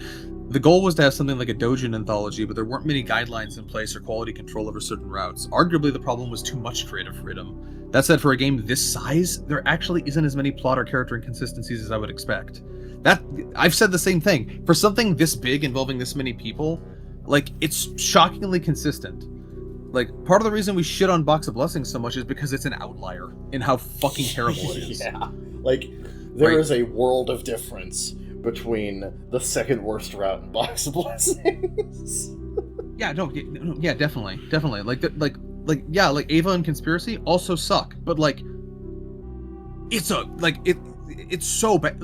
Box of Blessings is so much worse. It's so much worse than either of them. It is, right? We are a year removed from this game being launched, and we are still finding new ways in which Box of Blessings sucks. Yeah. It's incredible. It's the gift that keeps on giving. But it's the reason we shit on it so much is because it's the outlier that doesn't understand the characters and doesn't understand basic ontology and doesn't understand the entire conceit of what the hell it's doing. Yeah. Right? And I think the fact that it's the only one that's like that is a ringing endorsement for a game of this scope, honestly. And then someone else comments there, the 100 endings was literally their selling point, and yeah, some endings are ass, but it's probably the reason they're not indebted anymore, so Right, so And I think for me, the more prescient point is that it's a launching off pad for so much more, right? I think too many people are appraising the game and its entire identity and its entire concept purely by the execution in the base game, when it's clearly meant to be so much more than that eventually. Yeah. Right? And even in those terms, it provides more than enough quality content to justify its purchase. Right? So fucking... Oh, absolutely. We make the joke... The good colossally outweighs the bad. We make the joke of the first game that's worth $60, but yeah. There's a lot of good shit in here. It took me over 200 hours to get through this game. Come on. Yeah, and most of those hours were enjoyable. I liked it. I had a not all on the same level, but again, I think a 7 out of 10 route is worth having. Absolutely. No, absolutely. I'm not not everything can be second scenario, and that's fine. I'm not expecting everything to be second scenario. Yeah, you know what? I enjoyed shit like romance route. I enjoyed comedy route. I for what it was, I enjoyed serial battles. There's stuff to enjoy here, right? So, and a lot of the stuff that sucks is so short. It's who fucking cares? Conspiracy is again an hour long. Who cares? It's so reductive to weigh what bad this game does against what good it does, and say that the bad stuff spoils the bunch. Yeah. and say that like that's a problem of the concept itself, and not like any other extraneous factors that are more likely to be the problem, in fact are the problem. Like, God. Yeah. Anyway, moving on. Yeah.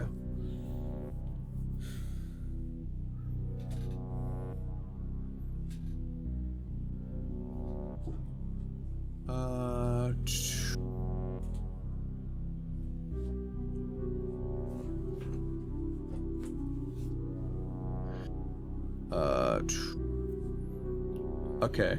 Yeah, this one's taking a second. Sorry, there were some I was like, do I want to read this? No, I don't. This person says, my hot take is that if you have to view every single relationship Takumi has in the game through a Karuha lens, or else you're probably doing it wrong. Also, Jesus fucking Christ, none of you understand Hisomi at all. Yeah. I can tell you, sir, have some very specific people in mind when you wrote this. No, at least with the first part, I do agree though. People love to ascribe some kind of like Karuha-esque lens to every dynamic Takumi has in the game, and I think that is missing the forest for the trees a little bit. I think it's interesting, and I think there are some cases where like it may be applicable. I mean, obviously with Nozomi, but you could do it with other characters, I guess. You know, like there are some things that I think there are some parallels that I think are at least somewhat intended and valid.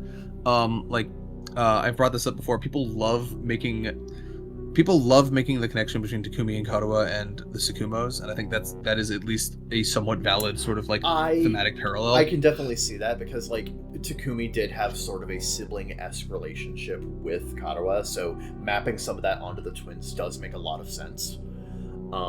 Yeah. But like then you get to shit like fucking Tsubasa or whatever the fuck, and it's like, what are we doing here? What are we doing here? It's like this doesn't track. Yeah. You have to apply that logic to his relationship with like fucking Darumi or Hiroko, and it's like, what are we doing? Come on. No, dude. God, trying to map that onto Darumi makes no fucking sense. Yeah. It's like she is as far removed from Karuha as you can get. This person says the game needed more gore and gi possession eroticism.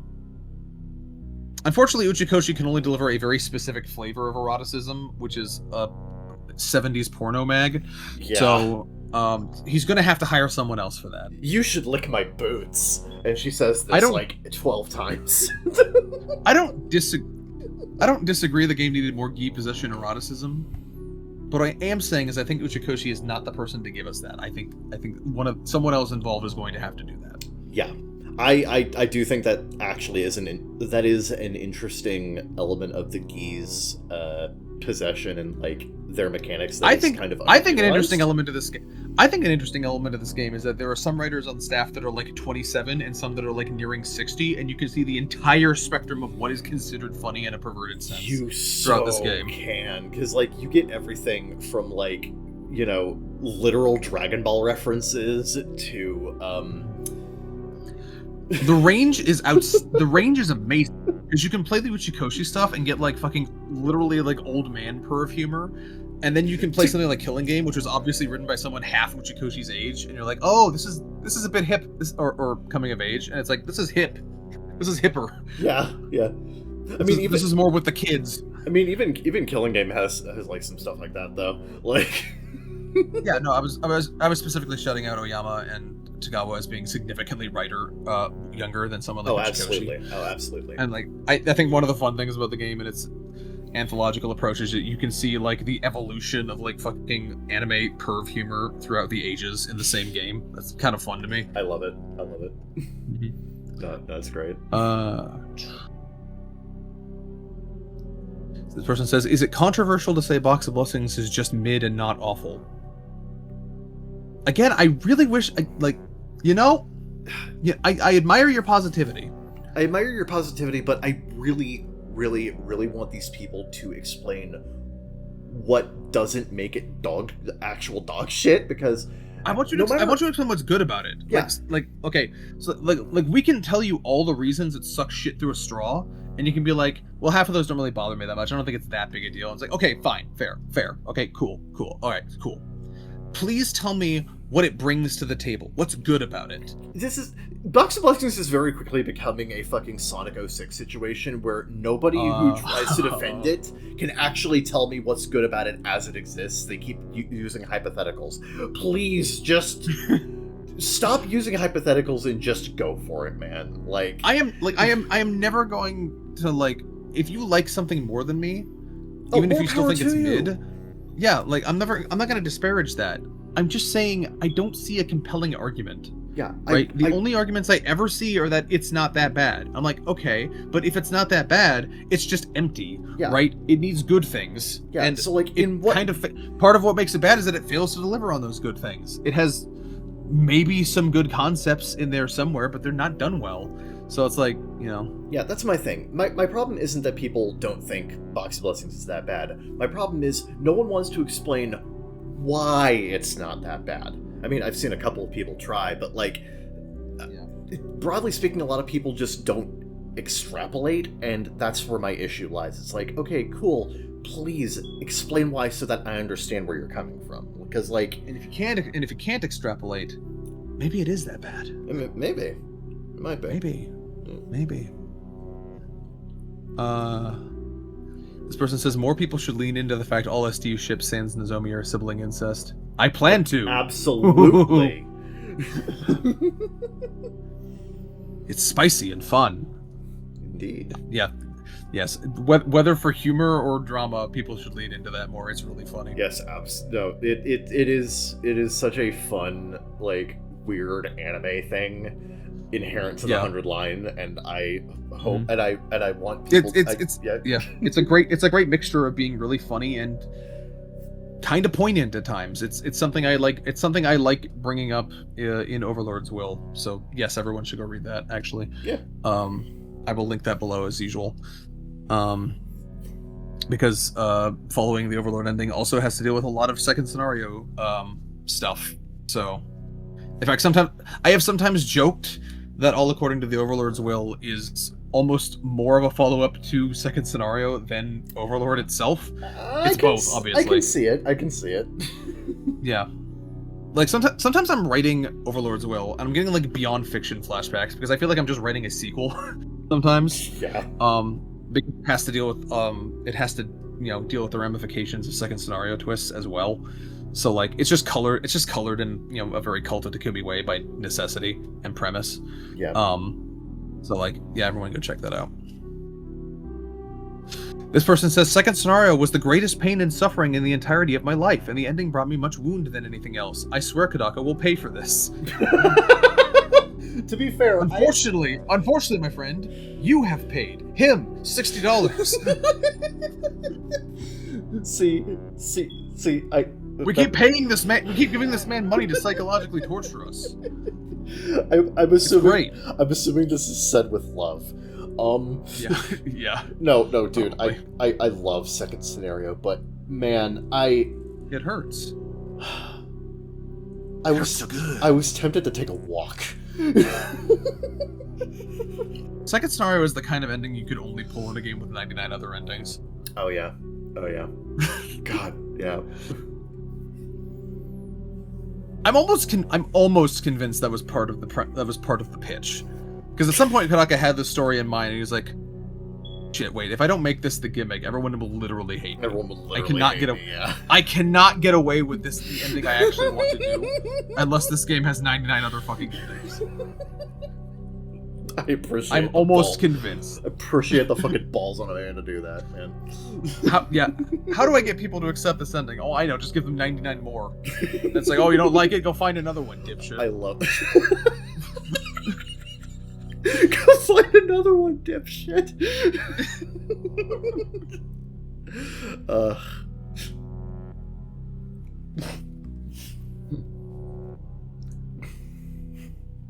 Okay, this person says, probably standing up amidst a courtroom crowd. I do not care for Ato. Okay. Chills. Literal chills. Literal chills. You are the literal bravest man. sands. Unfortunately, it is not literal It's sands not this literal time. We already sands. Yeah, I did know. him. I know. No, but fucking look. Let me just say something a little quick. If you don't care about Eito Atsuki, and you're still here, you're a brave person. You may not care for Eito Atsuki, but the 100 line does. Yeah.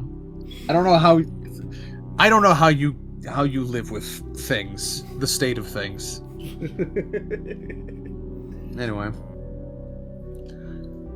this person says the lack of a true Moko ending for Romance Route is my biggest gripe with the game. That's your biggest gripe. That's your biggest really? gripe. I think. Wow. Your bollock is a little hyper. I feel.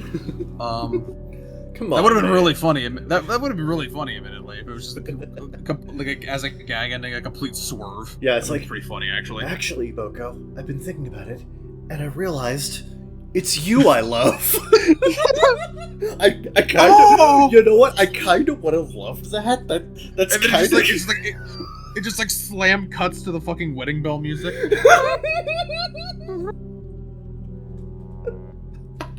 Okay, you know what? This person's kind of cooking in that respect. That's a great idea. Just a fucking CG of them at the altar and like everyone in the crowd having like the most flabbergasted reactions. Like, wow. You know, Mr. Sumino, I truly did not. We all were placing bets. I did not think this is how this was going to end. And one of them is just Gaku, just kind of edging, just kind of like creeping up on Tsubasa, like, "Hey, so you're free tonight?" You know he would. You know. I know. It's really funny. I want that. That'd be really funny. I didn't want this before, but kind of now I know how funny it would be. Yeah, kind of a missed opportunity for Romance Route, frankly. I think they just didn't want to make it that shitposty. I know. Yeah, fair. But, then again, there are some endings in the route that are kind of shitposty, so it's like, I don't know. Yeah. He's all tapped out. Yeah, like the one where she literally beats him to death for suggesting a threesome. By the way, I want to point out on Reddit, someone made the fucking we should the fucking if we all love the same guy, we should unionize joke with them. Yeah. And I was like, she punches his lights out for suggesting it, but I'm not unconvinced it wouldn't have worked. And I got like fucking 70 upvotes for that. Everyone agrees. Yes, I genuinely feel like that was a reasonable thing, like that might have actually worked. Yeah. Like, you know what, Takumi, you're kind of cooking. Yeah. Like, there can be multiple timelines where he has a harem of sister wives. Like, let's go. Yeah, come on, man. Come on. Yeah. Let's go. Yeah. It's perfect. Crazy. Yeah, I'm just saying it was preemptive. It was preemptive, is what it was. Like, why are you booing him? He's right. He's right. Not unconvinced.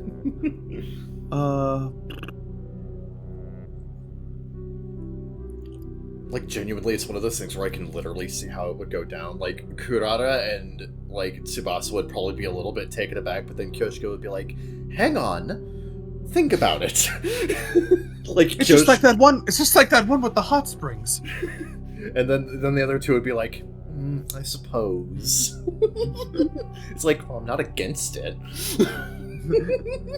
Like, I could literally see it happening. My main argument is that the final ending of the route is basically a harem ending anyway, just in a like lame sort of will continue to fight for his love to Loveru kind of way. Darkness. Yeah. Yeah. So like it's already a fucking like to Loveru Darkness ending anyway. So like why not? And just go all in, man. Yeah, whatever. Moko, you fucking killjoy. This is why you don't get your own route. And you never will. Some sins cannot be forgiven. This person says ending 27 is super overhated. It's not even the worst ending in its own route. I think it's the most viscerally insulting of them, but from a writing standpoint, I agree. It's not the worst in the route. Ending 27. Which one is that again? That's Gaku's harem. Oh, yeah. First of all, when grading the badness of a Box of Blessings ending, one must do so on a curve. Yeah. From a writing standpoint, I agree that it's not the worst of them. I think it's just the most viscerally insulting. Yeah. The worst written one is It's probably the one where the boxes are open and then like chaos, like the world immediately fucking ends because squids escaped the boxes. Yeah. Because I don't think Karachi understood what the key were. Yeah. But like, and he said, plus this guy says, plus it gets way funnier if you imagine what Gaku's life would be like living and dating with those two specifically. Monkey's paw would curl super hard. Yeah, that would be really funny if they cut to like a smash cut like fucking 3 months later, and it's like the most dysfunctional relationship you could possibly imagine. See, that would soften the blow of that dumb shit ending. Like that would have been really funny. That would have been really funny, but also I don't trust Ukyo Karachi to write that. He's not that funny. He's not that funny. His greatest joke idea was doing the joke Dragon Ball did 45 years ago worse. So like, yeah. you know.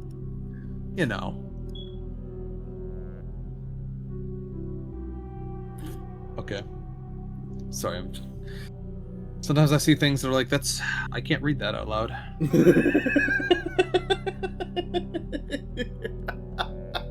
Okay, this person says, I don't actually perceive 006 SDU members living with as much angst and turmoil as they do in other timelines, and in fact, I think the constant grim darkening of it weakens the fact that this route and the decision to fight another war is the first time the SDU are actively choosing. I do agree that like a lot of rebellion stuff can be a little weirdly like angsty and grimdark. Yeah.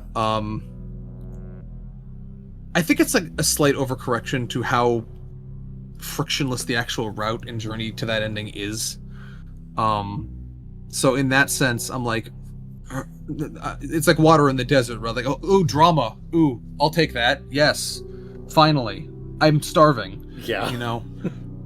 So like in that sense, I don't mind it. I also just don't engage. To be fair, I don't know what they're talking about though, because I don't like engage with a lot of like 006 content because a lot of it is like super otaku flavored. Yeah. So like, I don't quite know what you mean. I can imagine though, and I'm like, yeah, like I get it, but like also, I don't know. If somebody wants to introduce drama and friction into the drama and friction free rebellion, I that's fine with me. Yeah, honestly. I'm not exactly going to like be just like go for it, man. Plus, yeah, plus like the thing about ending 6 is that it is in a lot of ways the most fanfic baity ending of all time, because it really is the everyone sits around clasping cups of tea with both hands talking about how bad things used to be sort of ending. You know, look at how far we've come. It really is the everyone hanging out in the Slytherin common room bitching about shit ending. And so like, you know, like it's a like Rebellion, like ending 6 is a fanfic ass ending. Like it really is. It just invites that sort of thing. So. Oh wow, that's spicy. Mm-hmm. It's not. I'm lying. Okay. No, somebody just there's an unpopular opinion. Nozomi loves her mama. I'm like, wow, yeah. I guess that would be an unpopular opinion to say, huh? Really said it out loud. I fucking love these ones where it's like unpopular opinion states factual plot element. Yeah, it's great. This one says, I love Karuha Kashimiya and the childhood friend trope. She deserves more than what Kadaka and 100 Line has given us. Yes, when are we going to get the manifest Tulpa route? If they please manifest the Tulpa. I'm genuinely curious what would happen if like they did a physical manifestation of Karuha Kashimiya as part of the SDU. What would happen? Yeah. That's such a cool idea. Yeah. I watched the intro to the Her Smile mod, which is a mod that branches off second scenario and basically just replaces like the entire premise is that like he redoes time and he goes to the second campus and for whatever reason it's Karuha there instead of Nozomi. I am interested in where that goes. I've seen the videos on that. It's by some of the same people making the Code Auto Romance Plus mod. So okay. I'm also following that one.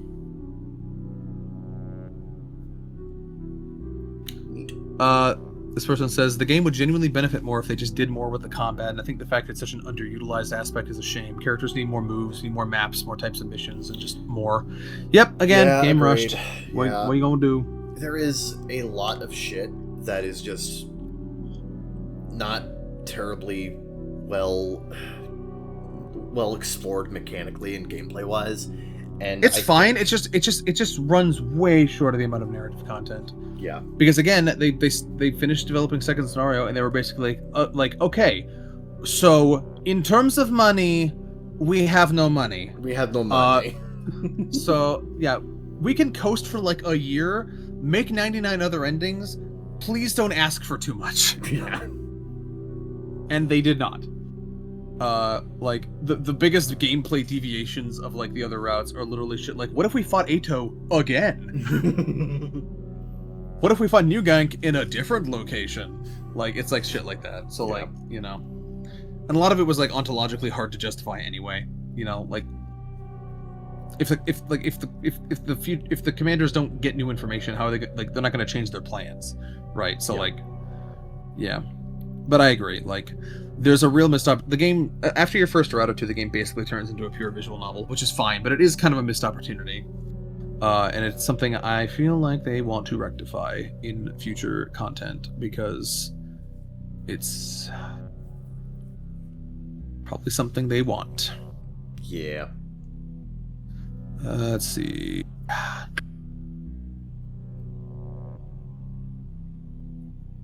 This one's in Spanish. Ooh.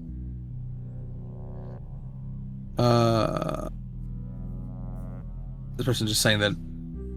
This person's just saying. They're basically just saying Rebellion is really interesting, but it doesn't have a long enough epilogue. I'm like, yeah, that would have been. I mean, there's a lot of problems with Rebellion. I think the lack of an epilogue does hurt. But yeah. Yeah. Somebody says most of the takes under the replies and QRTs are so pretentious, and I'm glad they're not game devs or writers, because they would have made this game shittier and boring. Yeah. Yeah, I've been ignoring some of the worst. I've been ignoring some of the worst ones, and like, yeah. Although, admittedly, this has not been as bad as I thought it was going to be. Yeah. No, honestly, like, I was genuinely expecting. Yeah. Yeah. He was expecting. The problem is, we're traumatized from years of Danganronpa fandom. We are. It's true.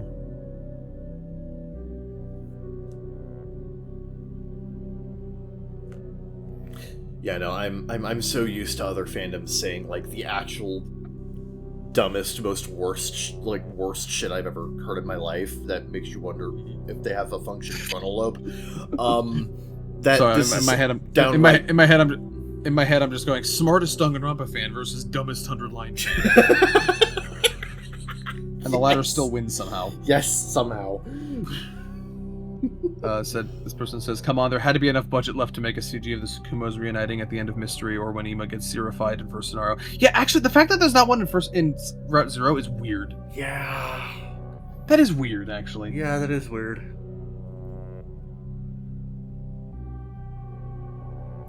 The people have spoken. They want the Tsukumos to hug more, and Rohan will answer. And Rohan will answer. And Rohan will answer.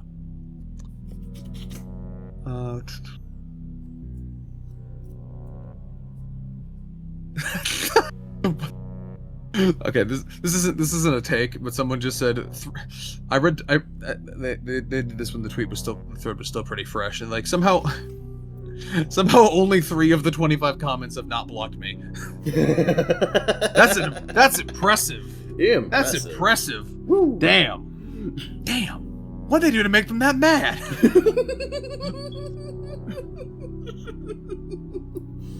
I'm scared to click on your profile. You may be Super Hitler. I don't know. How the fuck? I'm just gonna keep scrolling. How the fuck?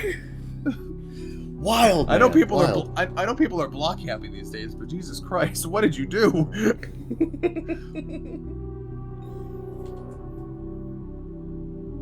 This person says, the fact that some individual endings are considered their own routes to make them seem like there's more content than there actually is comes off as dumb. Why is Reset considered a separate route to second scenario? I don't know. I suspect it's because it was written for second scenario was written first, and Kanaka just considers it one thing, and so Reset, even though it's basically just a different ending, is considered a route because it's just it came later. It's its own thing. Yeah. It was a separate thought process for him. So that's I think that's literally all it is. Just they for structural, or I think just like in like a poetic sense, he just doesn't want second scenario to have multiple endings, even though it has every ending technically, right? So like but I think he wants it to like the route second scenario to stand as like this one thing that everything branches off from. So I think that's why you get dumb shit like reset being considered a separate route, even if it's really more of an ending. Yeah. There are literally endings in the game that are longer than reset itself. Although admittedly, they've talked about expanding on reset a lot, so like it may be its own route one day. Maybe. One day. But yeah, that's probably why.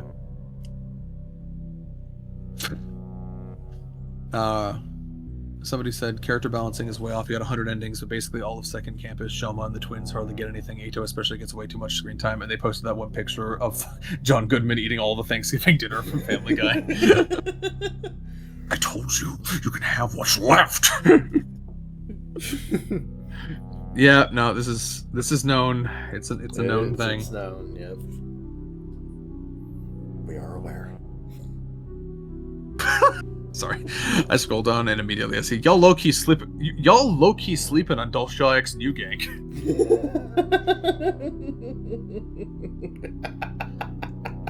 Sometimes sleep is good for you. Yeah. You know what? Go to bed.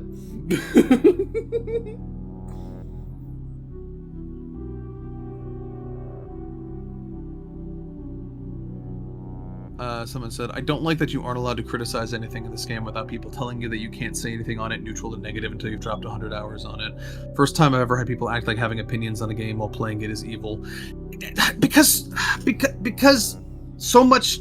It helps to have a lot of clearer picture of everything, really. You're not evil for it, but like, when you... This goes for basically every Kodaka work, honestly. You can't, like... He so frequently recontextualizes things with later information that, like, yes, a lot of critique isn't quite valid until you see the full picture. Yeah. Right? Yeah. You know? So, like, you're not evil, and I'm sorry if people gave you a hard time over it, but, like, I think it's just how you go about it. Like, you can't make declarative statements until you, like, see the whole vision through. Yeah. Like, that's just kind of how it is, right? You know, like, you can say how you're feeling, but, like, that may be recontextualized or contradicted, or, like, fucking it'll just change, right? So, like, you know, more like, than in most games, the 100 line is a game that...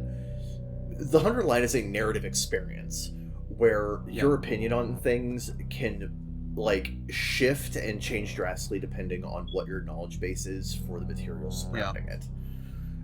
Because, like, there's so much context that exists in, you know, one route versus another route that, like, it can completely, like, you know, shift your perception on certain elements of the story.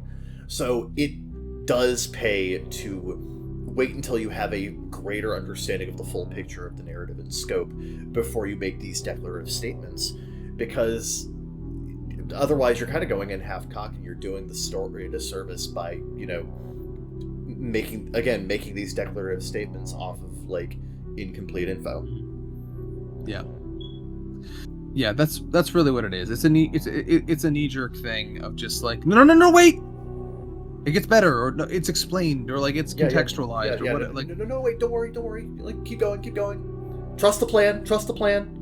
Yeah, like I can't blame people too much for just having a shut up and play the game reaction to stuff like that. Especially if you're just depending on how, like, authoritative you're trying to sound about something, right?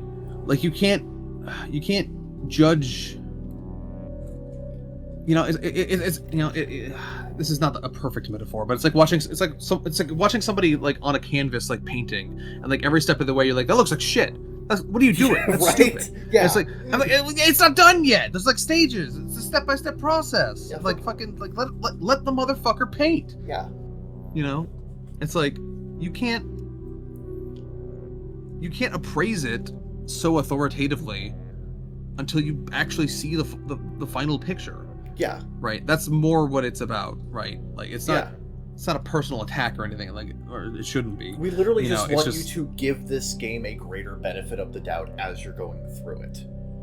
Yeah, like it's combating like let's player brain, right? Of just making definitive statements as you go through something, and it's like exactly, because like that's a common problem that like we have tried, like this fandom has generally tried to like disincentivize people from doing.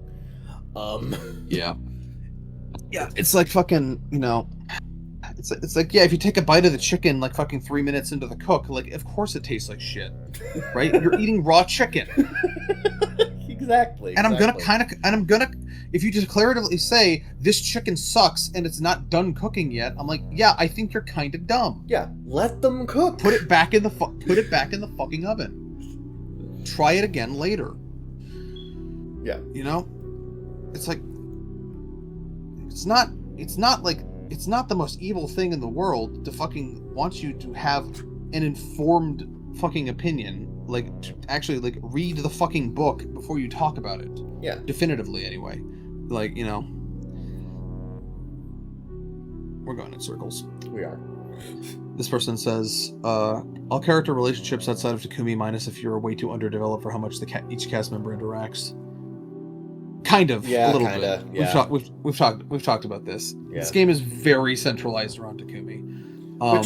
Which better and worse. Yeah, it's partially by like, you know, the nature of how the game is structured, but at the same time, there's stuff that you can do with Takumi as the protagonist that doesn't have to explicitly revolve around him, and a lot of routes just don't really do that.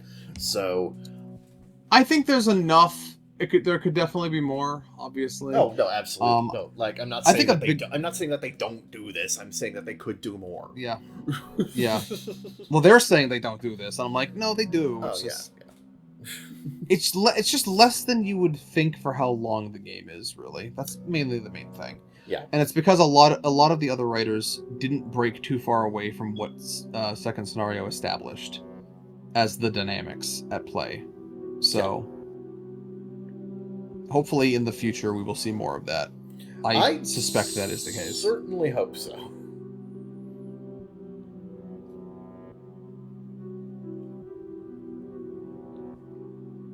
This person says it's a really good game, and I'm so happy Kadaka and Tukio's big gamble paid off. But man, I'd love it if he remembered to have this enthusiasm and addicted promoting for the other game he released last year.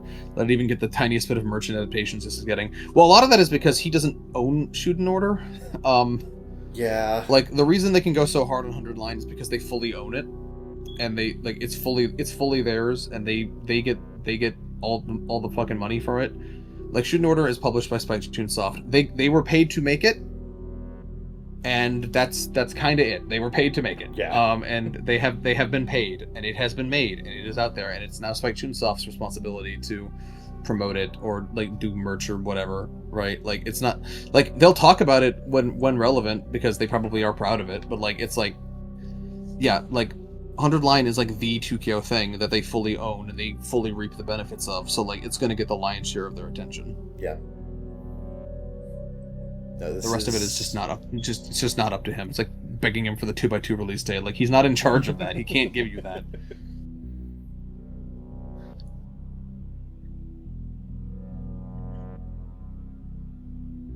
Comedy route is a masterclass of a route, and the game would never be a 10 out of 10 without it. I think Fishhead sucks too much for me to say it's a masterclass, but Comedy route is great. I do really like Comedy route. I reference different bits in Comedy route too much to not say that I like. I love Comedy route. You laughed. You laughed. No, wait! No. I still can't think of an ending. I reference too often Siri saying, "Psych, I'm not telling you shit. Die mad, losers." for me to not like, yeah. This person says Ato never turned me on as much as Nagito. It's the glasses, isn't it? It's those rimless glasses. I keep telling him. I don't understand Matsuzaki's fixation on rimless glasses. They're not attractive. Nope, not reading that one. Nope, not reading that one.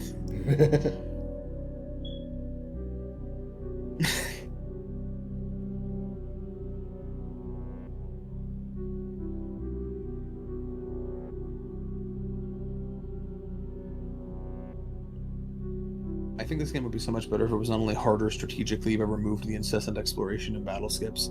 Yeah, once you really understand the game, it becomes pretty easy to break it. Yeah. I do think it would definitely have more texture if the game was harder, but I also kind of understand the mentality of, like, a lot of people are just here for the visual novel part, so, like, you might as well let them get to that. Yeah, it's one of those things where it's like, if you're mostly here for the story, it's like, I understand why they let so much of this be skipped. Yeah. There is something to be said for... I do sometimes wonder about how we may perceive the game differently if it was a harder... if the gameplay was a more hardcore experience. This is more like a Mega 10 situation, but there just happen to be a shitload of routes. Yeah. And I'm thinking, would I have a deeper appreciation for things? Would I have more nuanced opinions on, like, how routes pace themselves, or, like, how they've structured this way? But I think the real answer is that, like, the game would have needed just way more development on that front to justify that. Yeah. Right?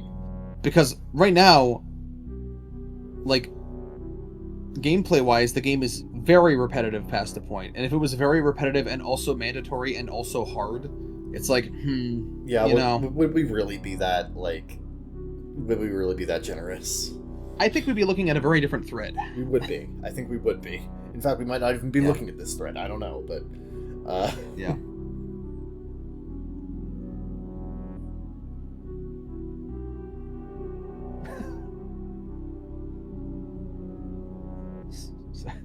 Sorry. Takumi G is an absolute fraud. He makes his debut at the end of one of the zombie slasher routes where he gets blown to oblivion by the Undying Flame attack. Not even a minute later, he has to rely on wibbly-wobbly multiverse shenanigans to become a threat on a different route. Fraud! Fucking Takumi G on Fraud Watch.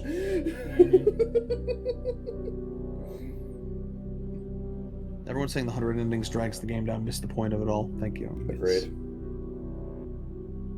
Yes, no, we just went through that. Somebody says for how long the game is, there absolutely should have been more music and not just 5 remixes of the same songs. There's a shitload of music. Are you kidding me? What are you talking? What? We can maybe criticize, like, the specific implementation of certain music, but, like, fucking, there's a shitload of music in this. God, hold on. I'm looking this up. Yeah, we need it.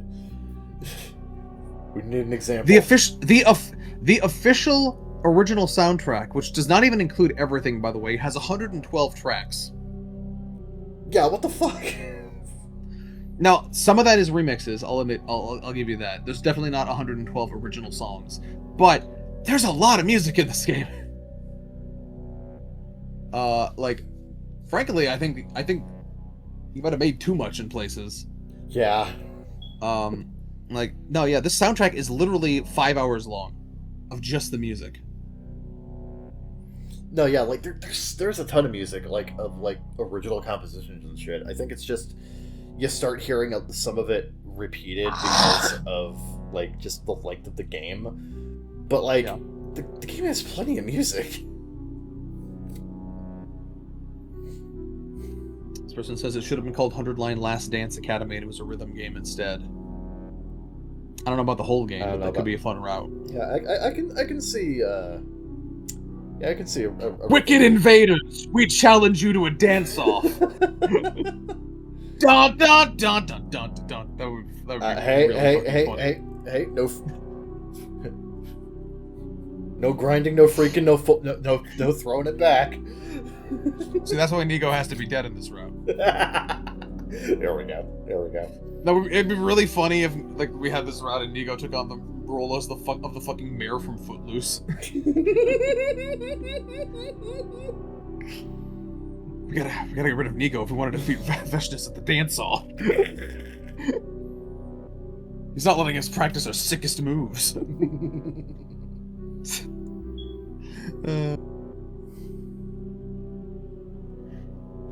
Somebody said, I love the 100-Line, especially because of its main routes, but I feel that instead of a DLC, it'd be better if they revisited the less developed alternative routes, both in terms of visual resources and narratively.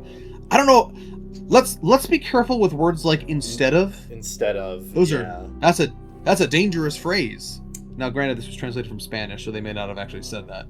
Grok does hallucinate frequently. I kind of agree. people have often postulated of saying they should go back to conspiracy and make it not shit, or go back to rebellion and make it better or whatever. I'm like, I think that'd be really interesting. I don't know if they want to do that, because it would be kind of difficult to figure out how to like charge for that if they were going to. Yeah. And also, like, do you just overwrite that content, or do you like make it an alternative thing? Yeah. You know, do you have to have a toggle in the menu for original shit mode on, or like, because there have been games that do shit like that, but so like I don't know how you divide that, but like it's another thing. It'd be interesting like, if they want to give routes like conspiracy or rebellion or God forbid Box of Blessings like a do-over. I'd be interested to see it. I don't want it instead of anything, but like I'd be interested to see that. Yeah. Especially something like Rebellion, where I feel like the more they develop Futurum as a setting, the worse Rebellion is going to age. Yeah. No, so like for something like that, I can definitely see the benefit in like a second pass at the material. Oh hell yeah! I get to read this one in a nerd emoji vote. Let's go. I wish there was less gooner slop in the game. I hate how much how sexual and completely degenerate the fandom is, because I really enjoy the story and lore. The Danganronpa fandom is over there. Nerd! I'm sorry, I cannot take the phrase gooner slop seriously. Please, fucking stop. No. In the words of Shinzo Abe, have sex. Have sex. Please, fuck. Live life, breathe air. Jesus, I know somehow you're gonna get there. So much gooner slop in this game. How are you? Why? Not only why are you here, how are you here? How did you get here? Yeah, live life, breathe air. Somehow you're gonna get there.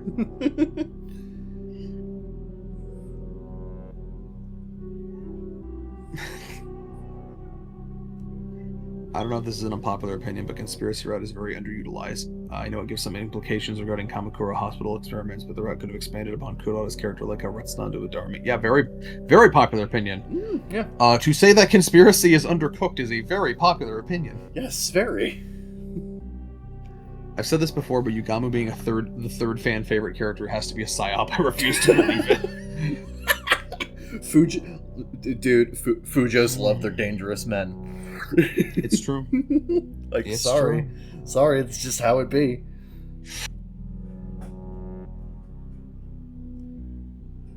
No, it is weird, but like I get it. Yeah, no, I get it. I understand. I see the vision. A lot of routes, probably like 50% at least, would benefit from ending a lot way earlier than day 100. A lot of times they only have like a week or two's worth of route, and they pad it out with free time when really Veshness used to show up and kill everyone. We have said this a few different times, actually. There's definitely a couple routes that probably didn't need to go all the way to day 100, or definitely needed more juice in the tank to get there. As much as I love it, Retsunan really has like 70 days worth of story that it has to stretch to day 100. That's one example. That's not even a route that like is super like weak, is like really weakened by that. They definitely could have done it more. Either have routes end before day 100, or just have more to justify going all the way to day 100. The bar for going all the way to day 100 seems a little low in places, especially ones that have to do it multiple times. Like, oh god, Box of Blessings. Like even good routes like Retsunan though definitely stretch it a little bit to make it all the way to day 100. And that is a bit of a thing you can critique. Yes. I think there probably should have been more cases like Coming of Age or Cult of Takumi that knew to just call it early. Although you do have to kind of narratively justify why you're doing that. Yeah. So yeah.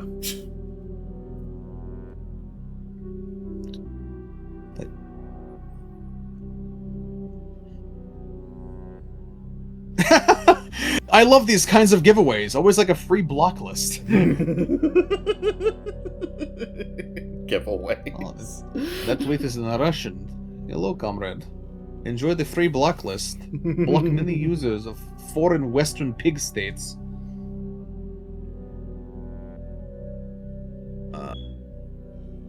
I do not need to see the opinions of capitalist pigs. How is that fan patch coming along, I wonder? I would love to know. I wonder. Unfortunately, I may need to get a Telegram account to find out. Because Russia, you see. Yeah. Because Russia, you see. Because Russia, you see. Yep. This person just says my hot take is way too hot. Can I see it? Can I see it? I would love to see it. Can I see it? No. This person says, I think it's better to play second scenario as one of your last routes rather than one of your first. I definitely think it's better if you experience it a little later in the game. I definitely think it's better. I think beelining to... I think beelining to the end of second scenario is a little bit of a I feel like it plays better if you've played a few other routes first. You need that emotional attachment that comes with spending more time with the characters. Yeah. So, like... And such. Yeah. Yeah, definitely. Someone once said ending 1 is best done like 70% of the way through your playthrough, and I think that's probably about right. Yeah. 60-70%, something like that. Yeah, I can see that. This person says, ooh, nice. This person says, I think 2 LDA being so tight-knit is a misfire. They never get a chance to interact with the LDA in meaningful ways aside from Takumi. More could have been done, definitely. Yeah. I like the hints that are there. I really like I've talked about this before. One thing I really like in the Uchikoshi stuff is that he has some interactions between Kurara and Darumi, which I think is really interesting. Yeah, I do kind of agree that like a lot of the bits with the second campus group are kind of contained within themselves, where they could have been spread around more. I definitely agree with that. Although, to be fair, most takes are just like, I think there should be more 100-line in the universe. I'm going to be like, yeah, probably. Yeah, no kidding, yeah. Yeah, what am I going to say? No, I'm good. While we're on this subject, though, this isn't an unpopular opinion, by the way, but like, I don't think I talked about it in the last like 3 videos we did about this, but like, I wanted to point out that like, recently, I have become very bothered by like how little Kyoshika and Yugamu interact in the game, because I feel like they should be good friends. Yes, like it's very weird that like those two, who are by the way both from second to last Defense Academy, like they feel like they are such perfectly like complementary personalities to each other, and yet they have almost no actual interaction to each other apart from Yugamu occasionally being like, oh Kyoshika, how cute, oh Kyoshika, how adorable, and that's kind of it. Like, yeah, it feels like there should be a bit more than that. We get a tiny bit of that in Killing Game, but like not enough. And it feels weird that it's like one thing I've come to. That's right. It can happen. It's time for Zeke to be. It's time for Zeke to be critical of Kadaka. Holy shit! It's like it's. It can happen. It's like a comet came back after a century. It's here. I think one weakness of Kadaka is that he really likes giving everyone like their 1 or 2 assigned comedic banter pairs, and then like he has kind of a hard time breaking out of that. He does. Yes. I've noticed this going all the way back, and it's a problem that I don't think he's ever really gotten much better at. He really likes finding shticks that work, and he has a hard time getting new pairs in there. He just very much hyper focuses on like very particular like 2, maybe 3 person dynamics, and that's kind of it. Right. I think one of the tragic things is that he kind of decided early on that like Kyoshika's fucking comedic banter partner is Kurara, but Kurara also has that with other characters, so like it feels kind of over centralized, and then Yugamu is just kind of left by himself to just like comment on shit. Yeah. And it feels like I feel like he needed like a fucking bit partner, right? And he either just takes whoever he can get, or he just doesn't get anyone, you know? Which, now that I say that out loud, feels very Yugamu, actually. That actually feels really appropriate. Yeah. But, like, but, like, it could have been better. That's my own thing. Okay, this person says, okay, I thought about it. There are not enough Kill-Ato routes. People say it's a half of the game, when in reality those routes make up like a quarter of all routes. There are 4 of the 20-ish routes for you to Kill-Ato. I don't care if he's a load-bearing character. Kill that boy! I agree. Yeah. I agree. Although I do think one huge missed opportunity that I brought up before, and I will continue to bring up, is that there really should have been more routes for returning to Last Defense Academy. The fact that it's only Retstom is very weird. Yes. No, that is really weird that they only do that there. Yeah. If you're going to expand anywhere, I feel like that is a good place to do it. But yes, I agree. I think we just needed more routes that were not branched off of later second scenario. Like, I think we needed more return to LDA stuff, or more not revealing your time travel stuff, or more Kill-Ato stuff. Like, any combination of those things would have been appreciated. Yeah. Maybe we'll get them in the future, or maybe it'll be a whole new flowchart. Who fucking knows? Not I. Not I. Slasher Z Gaku had great characterization. Yes, I actually really like it. It's not positive characterization, but it is really good characterization. Like, it's definitely Gaku. This is Zombie Slasher, by the way. It's definitely Gaku at his worst, but it's also like it's also like a actually good exploration of him at his worst. So like, it is, yeah. Yeah. Nothing to add there. This person says, I think Ugambu should have sex with me. Honestly, I was tempted. I was literally tempted to make my own post and be like, Tsubasa should marry me. You still can. It's not like the tweet's going anywhere. That's true. Do it. Do it now, live on camera. Well, it can't really be on camera, can it? Okay, do it on mic. Narrate it like yeah. a sports commentator.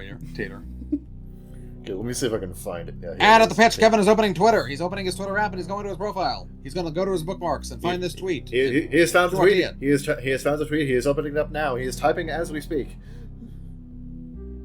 Ladies and gentlemen, I can't believe what I'm seeing, and I'm not even seeing it. He's typing very slowly. It's very hard for him to make commentary at the same time, but he is typing it out. He's going to make it. Can he make it in time before the bomb goes off? And he's off. We have and they're off to the races. And in first place, it's the only guy racing. Let's what go! a surprise! Zeke is opening an alternate tab, trying to like the tweet. Unfortunately, several of his tweets have banged lately, so Kevin is kind of lost in the shuffle. Where is he? Where is he? Where is it? There's too much here. I can't find it. I'm gonna have to go to my direct messages. And scroll down, because I haven't DM'd Kevin on Twitter in 217 weeks. 217 weeks. It's weird that Twitter counts that in weeks. Why is it counted in weeks? I don't know. I haven't DM'd you since 2022, apparently. Just say 4 years. And let me go to... It's weird. I don't know why he does that. And I have found the tweet, and I'm retweeting it right now. Yes! We have made it. Thank you. Ladies and gentlemen, we have... Ooh, that's a nice Angie. Ah, yes. I'm glad you found it. And there's more things to retweet. Everyone should follow Kevin on Twitter.com. And everyone should also follow ZFreak on Twitter.com. It's true. And while we're shelling things, follow the Killer Connect account, because why not? Yes, indeed. I should really be writing that instead of fucking doing this video. I've decided to do this in lieu of work. You're welcome. This is what our version of procrastination looks like. We're just doing different work. And fantastically, as we reach the end of this bit, I have reached the end of the QRTs. So that's all she wrote, folks. Well, all right then. Honestly, no, yeah, like this has been surprisingly less inflammatory as a hot takes thread that I was expecting. But I'm also assuming you skipped over a lot of the ones that would be too mean. Yes. Yes, I narrowly avoided many war crimes. There was a couple of, if anyone's gonna look through the QRTs, there were some vile takes in there, but I didn't want to be sad or angry or mean, okay, alright, or some combination of those three things. I wanted to keep the vibes good, and I wanted to avoid getting arrested, basically. So yeah, that is understandable. Keeping things nice and peaceful. So that was I'm losing my voice. Thank you for watching this, listening to yet another fucking 100-line yap video. Don't worry, Stay there tuned for will the be more. Yes.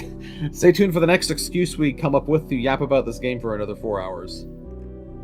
It will happen. It probably. will happen, yes. Maybe. No, Definitely. we fucking love this game, and we can never get enough about talking about it, especially if there's going to be new stuff coming soon, which there actually is. So Soonish. yes. So Yeah. look forward to that. Yeah. If they want to give us the 2x2 day, we can start talking about that at any time. Just drop that on us. Give me an opportunity, man. Let me Uh-huh. get back into that Danganronpa mindset. Come on. Yep. So until next time, this has been Zeke Freak and Kevin. They are the Bakagaijins, and you should subscribe for more. Ooh. See you next time. Ciao, ciao for now.